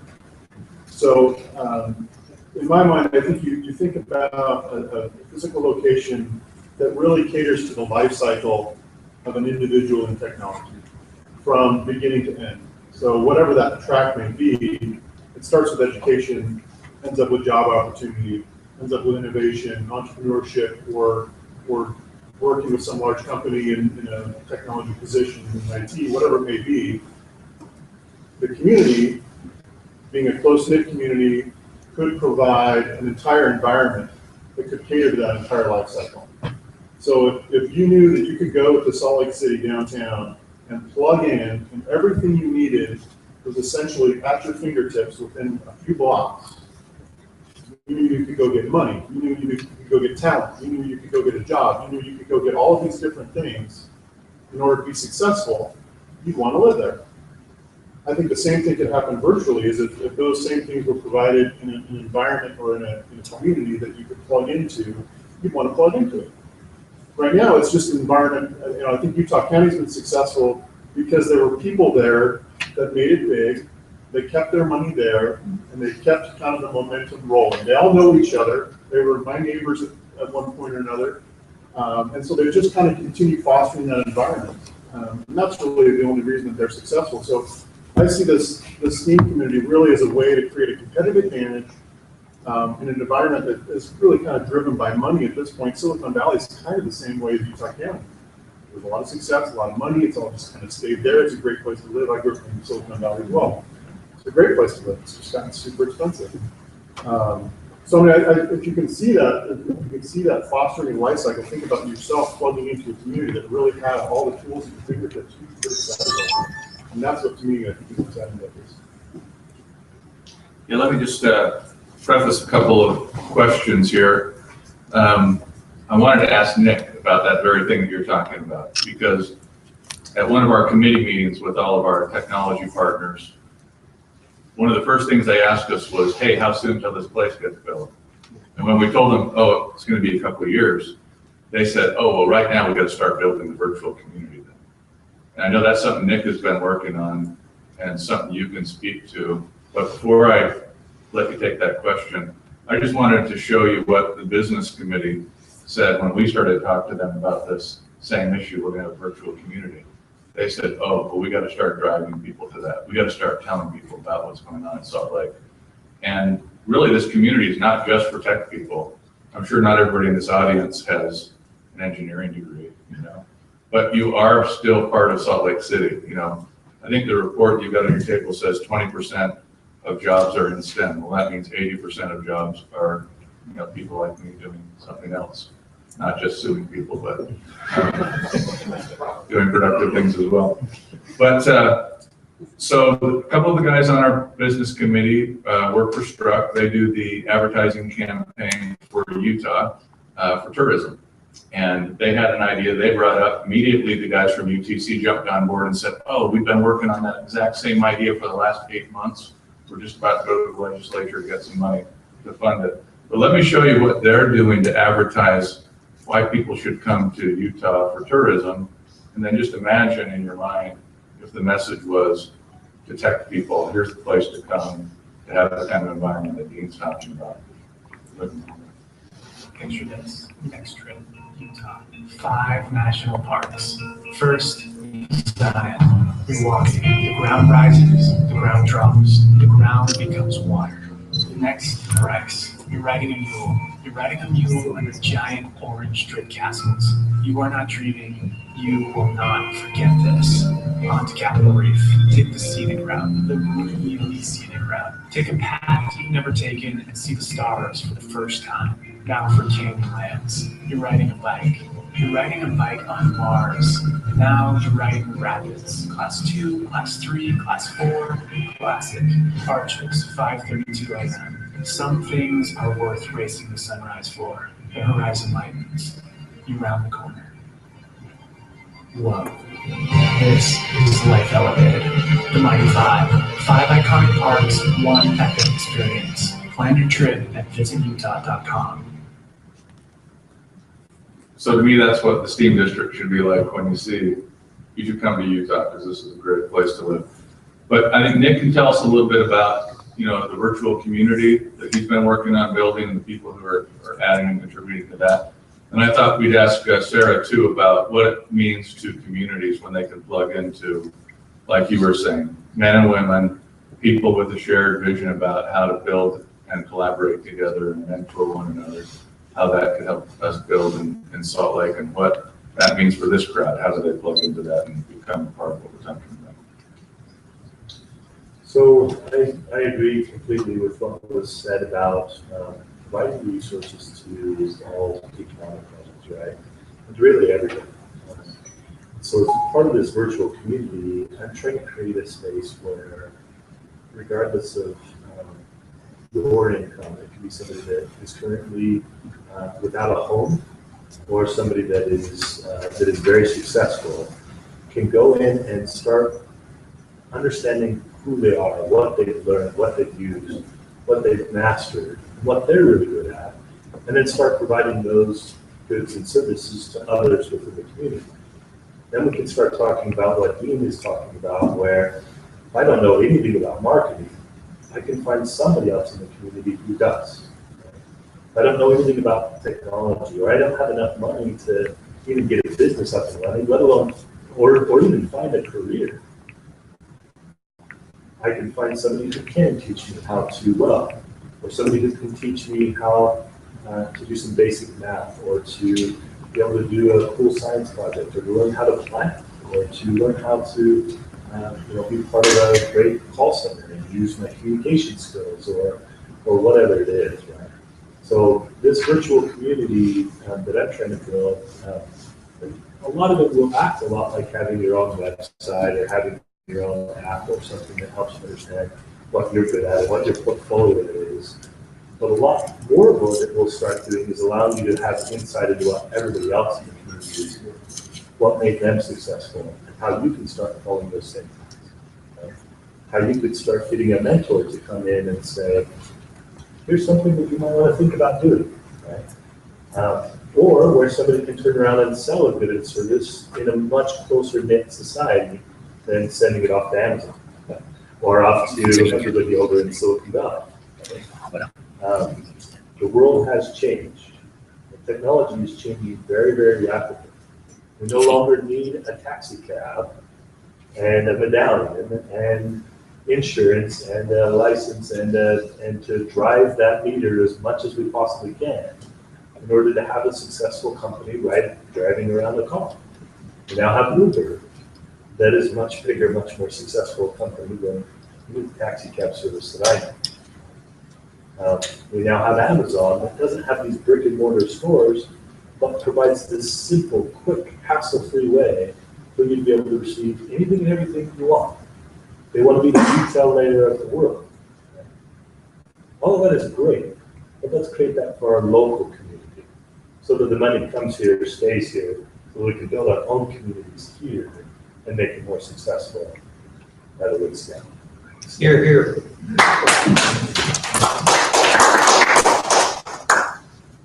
So I think I'll just generally talk about plugging in diverse communities. The fact is that people have tried to build diverse communities, and I think if you look around at a lot of the efforts that are being made, and if you ask yourself, are we being successful? I think a lot of people would probably say we're not really being that successful. So I guess I would encourage, if there is an effort to build, this sort of center, to spend some deliberate time beforehand bringing and talking to those diverse communities. Because I think what happens is efforts are made, and then, it's kind of this last minute, like, oh, but we need women there. Oh, but we need, and I will tell you, yay, because I'm, founder of Women Tech Council, probably 2 or 3 times a month I get requests to please send women at people's events. That's what you call me all the time. Yeah, well, you gotta show up because, but, so on the one hand, great, I'm glad that they know that we're here. On the other hand, I think to myself, well, you've been planning this for 2 months. You probably could have gotten way ahead. My guess is that you're calling me at the last minute. You're not going to get any women showing up because you didn't think about it beforehand. So something on the scale of a huge, economic, tech center, if something like that is to be built and you really, the goal is to plug in a lot of diverse groups, spend time learning about those groups.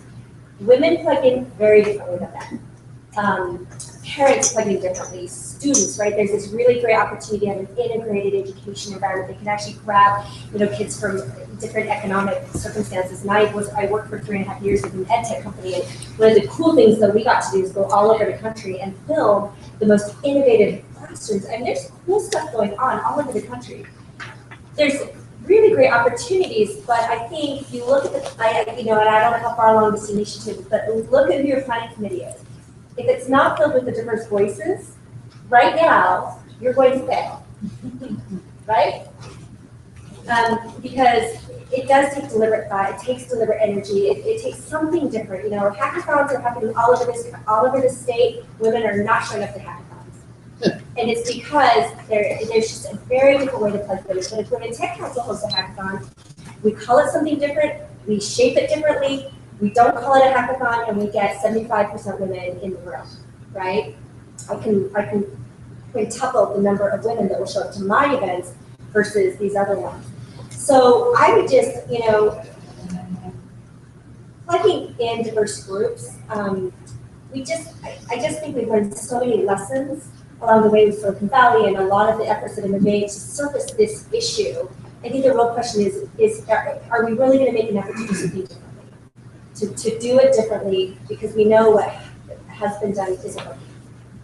I think that's an excellent point, and now is the time to get community leaders or teachers or even students involved with this group, and so they feel like they're part of what is going on and not, well, we decided to include you guys because you're economically, no, we're doing this for everybody together. So Women Tech Council started, we actually didn't start as an organization. A lot of people get together and say, hey, let's start it like, this 501c6, whatever. We didn't. We spent 3 months interviewing voices from all different sectors. VCs, education, government, tech, executives. We spent, and we brought, a bunch of stakeholders together, and we just, like any good product, creator, we spent time learning what was our customer want, right? And we spent probably 2 or 3 months actually doing that before we actually created Women Tech Council. And I really believe that that's why it was successful, is because we listened and we spent time learning what it is that was going to, because our goal was sustainability. We didn't want this to be a flash in the night, it's going to grow and fizzle out like every other effort has happened. We wanted it to sustain. So I guess for sustainability, making sure you're listening and gathering, those diverse voices up front, so that you know what it is that you're working towards, I think is a critical element. I told you that I was going to put you on the spot. So Matt, what is your responsibility within the city chambers? I'm Matt Dahl, I'm the Deputy Director for Housing and Neighborhood Development for Salt Lake City. My division incorporates the Real Estate Services Group for Salt Lake City and the Fleet Block, which is the center of the district that you're sort of looking at, or I look at it as being the center of the district that you're looking at, is owned by Salt Lake City. And so we are going through and working towards preparing for a public process to look at the disposition of that property. And we're hoping that that would be the cornerstone of an innovation district, just as you're talking about. We have some, we have to tie in other public documents what we do, including the downtown master plan that's kind of currently being worked on, but we also look closely at groups like yours and some other groups in the Granary District who put together some ideas in order to get towards our ability to dispose of that project. And I realized I used a lot of words there that made me sound very bureaucratic. I apologize for that. That's how I'm trained. No, is there anything else that? Well, I remember with the meeting that we had with the mayor's office that you're looking at gathering people that want to be able to help make a difference. To be able to, in essence, find members of the community that want to work towards this common goal, per se. That's right. We don't know what we don't know, and that's why groups like this are pretty important. I think that, make sure I don't have any other planners. I'm not a planner. But I think sometimes tying in with some of the diversity discussion that's been had in here is that we don't always think about the unique needs of groups that haven't been there before. While we have tech companies, and it was sort of indicated, there are tech companies in the city, but they're not all sort of grouped together, and they're in different types of buildings, whether that's through convenience or whatever that ends up being. But as we look at this block and this particular neighborhood, I don't know that we, within the city, have that knowledge and skill set to sort of determine what that land use policy needs to be, which is sort of our biggest tool. But also as we look at selling the property, what is the right size pad for development to take place on? We don't have a good understanding of sort of the needs of businesses from sort of startup to tech business, innovation businesses, from startup until maturity, about do those startup companies need, for example, affordable housing units there? What does that mean for them? We were in San Francisco a couple of weeks ago, and we were looking at some different things that they have going on there. We looked at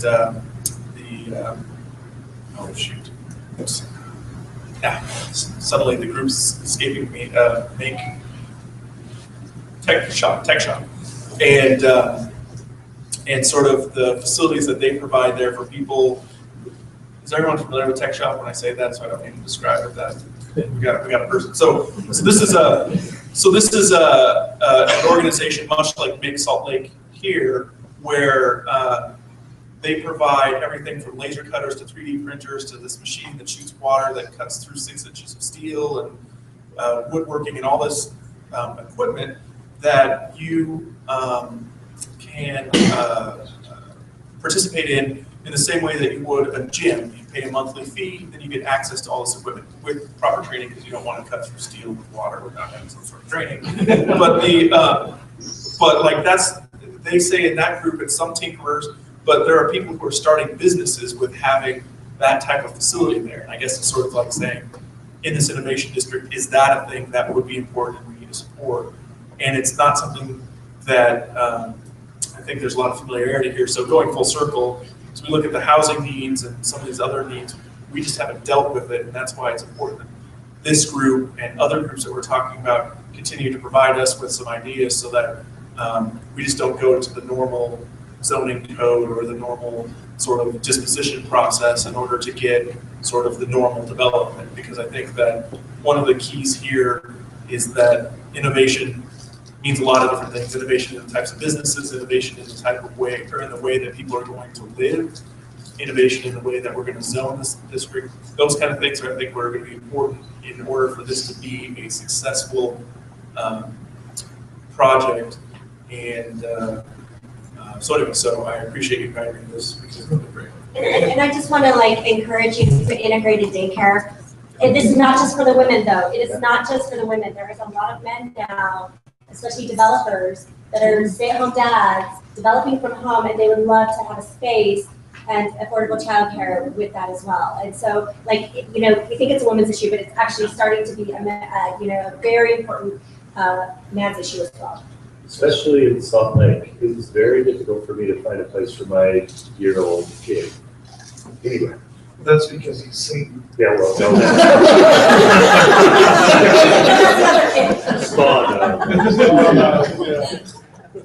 no. Thank you, Matt. Sorry for putting you on the spot, but I mean, to know that City Hall acknowledges that the voices of others are going to be necessary for this to become successful is very important. We're getting close to the time that I wanted to be able to wrap this up.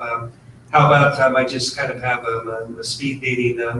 Was there a question real quick, please? I may be an anomaly in this room, but I'm an educator, a special educator on top of that. And I really believe that we can individualize everybody's education, every student's education.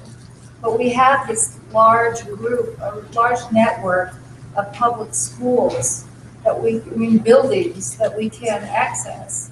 What we need is a space where once the kids have reached a certain level of proficiency, that they can be guided with mentors into creative, not limited growth. Gotcha. So basically what I'm talking about is changing the pedagogy of the teaching.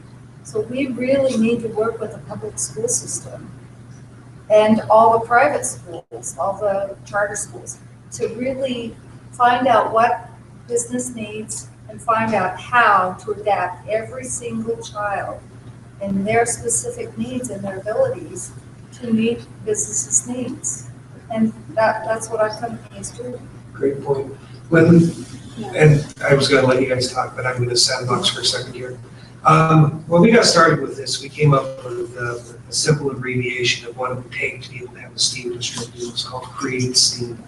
Now, what it stands for is cultural, recreational, education, arts, technology, and entertainment district. And again, a district can be virtual, supporting STEAM, because you have to have a place that's going to be able to provide all of those things, in essence, to be able to support the STEAM. And Carol's reference to being able to have art in STEM was a very good point towards that too.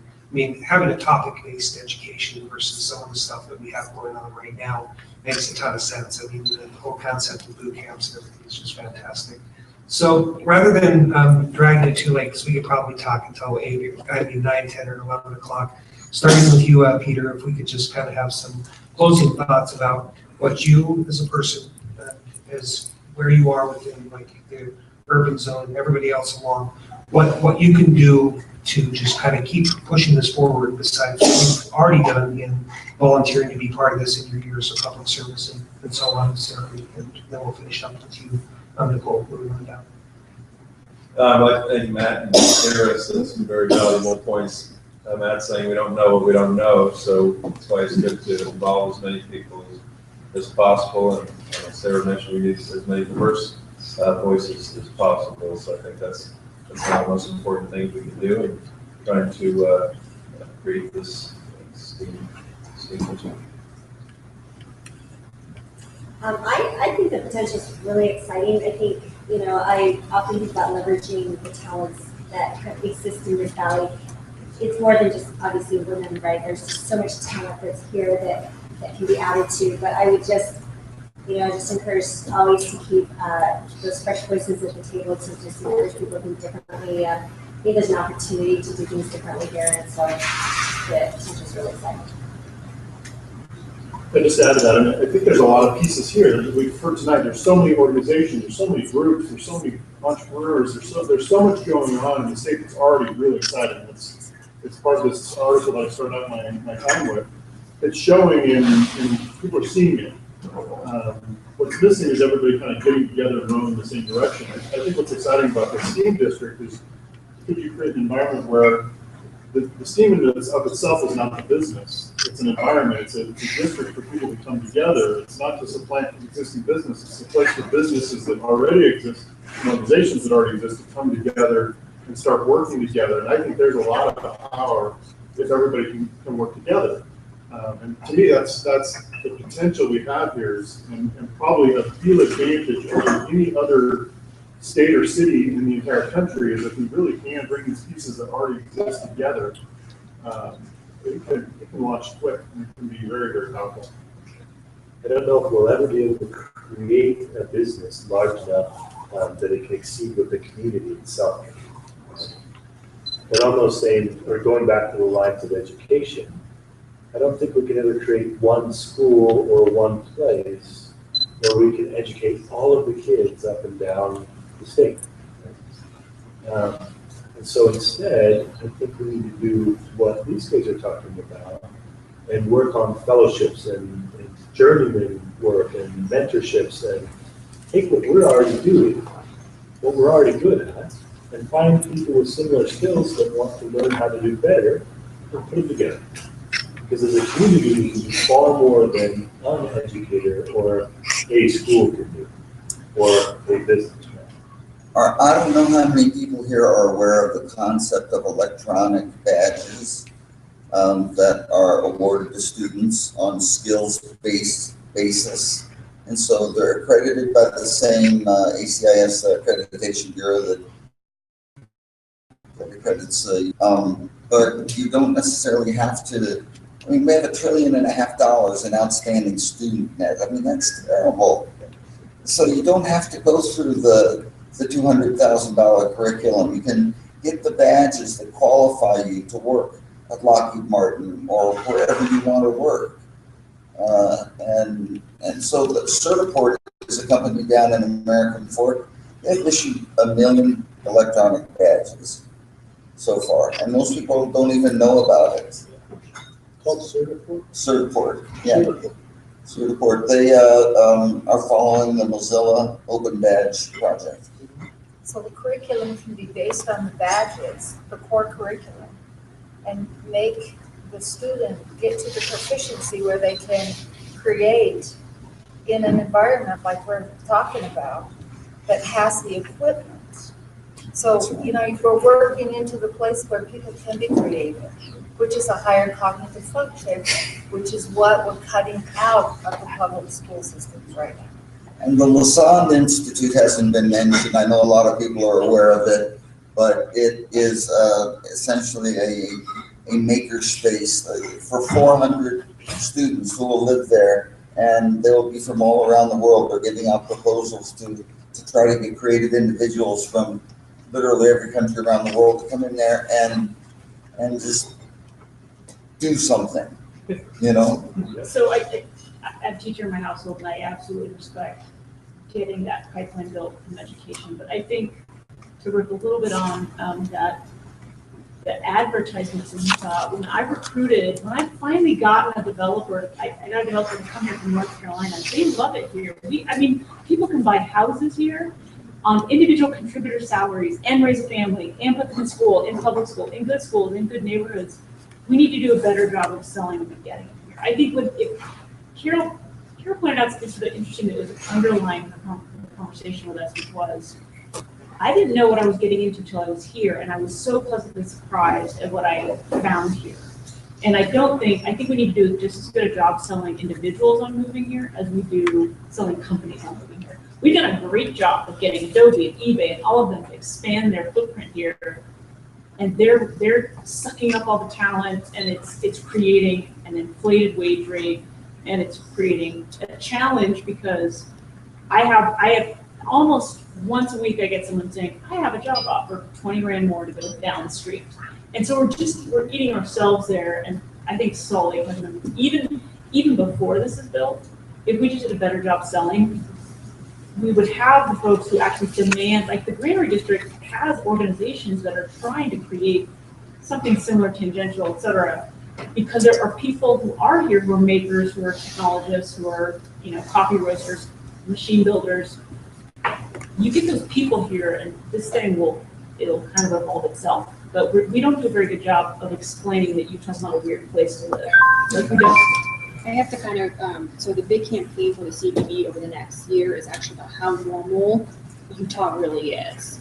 Their whole goal is to show people that there are things to do here. It's somewhere where you can bring your spouse, you can spend an extra day. Like, that has been their biggest focus because they realize people don't know what is actually here. We kind of hear about Sundance, we kind of hear about Park City, but they don't really think skiing and I think it's like Sundance 2 seconds, and it's their whole entire marketing campaign that they're spending all their money upon for the next year is about how, not just like normal, but not just like, oh, I know, but just about how real we can actually be. And I mean, they started this last year with showing, if you notice, if you're outside the state, you'll notice they show a lot of bar activities and people going out at night and having full scopes of vacation, saying that you can come in here and have an actual vacation.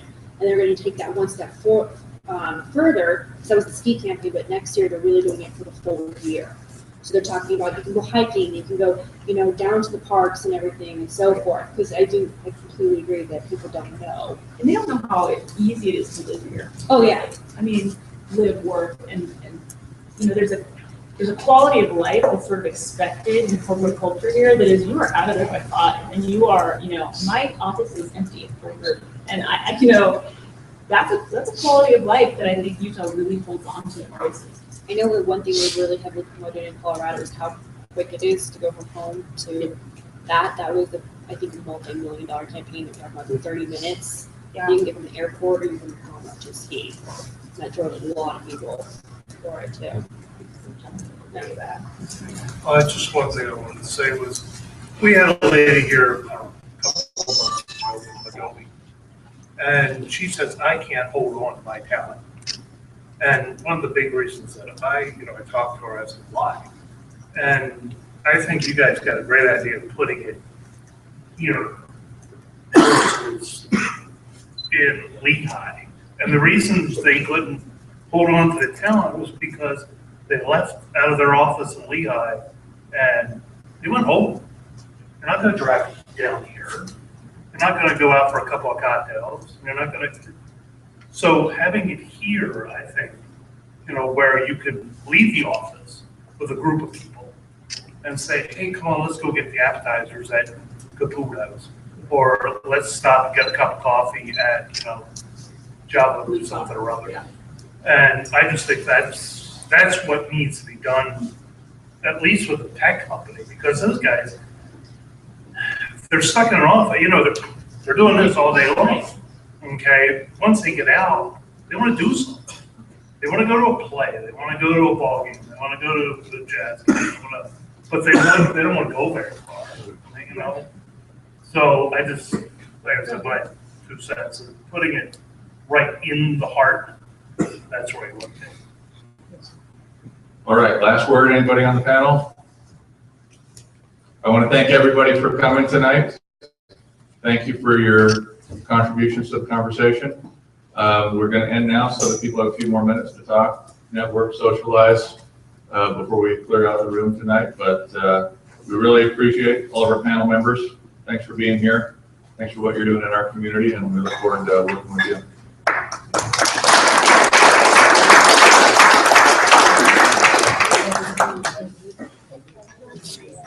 Idle space. We just went through that. What were you trying to find? I one time car somewhere.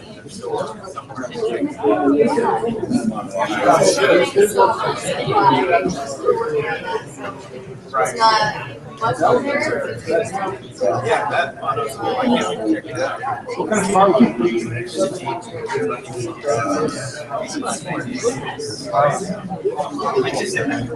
wanted to go somewhere.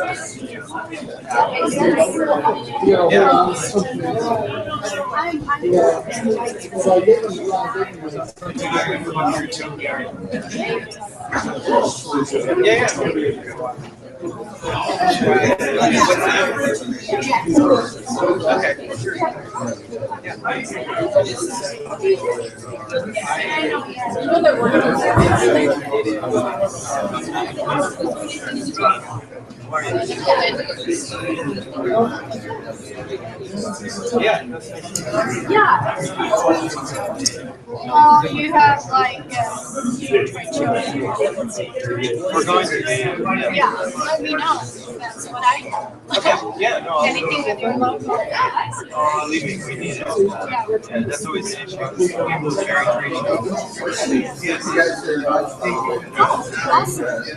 Great way to introduce your product. Oh, yeah. 5 minutes every year.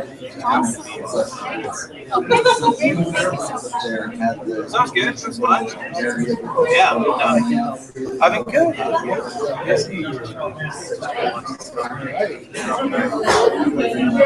Yeah, right. I know. We finally have a product, which is great. So now I can, it's hard when you don't have a product. That's what I do. I love getting in front of people, right? You know, like I'm in front of you, but I have nothing to talk about. I mean, I can talk about this, but you know, you can always get to the point where people are like, "Oh, this is price swap."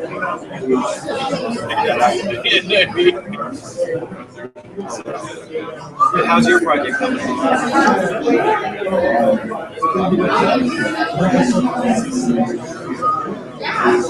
Oh, that's good.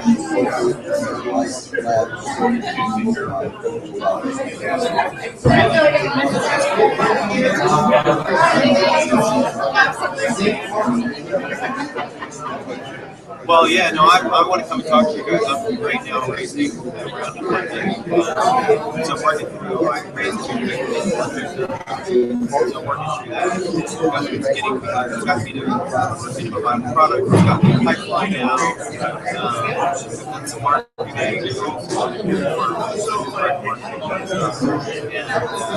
And so I'm raising a lot of money. What I get next, I'm it's a very targeted sale. But it's one of those things you got to be people because the sales cycle is really fast. And you know, so it's like, oh yeah, we need this. I get my CFO like, okay, I like that.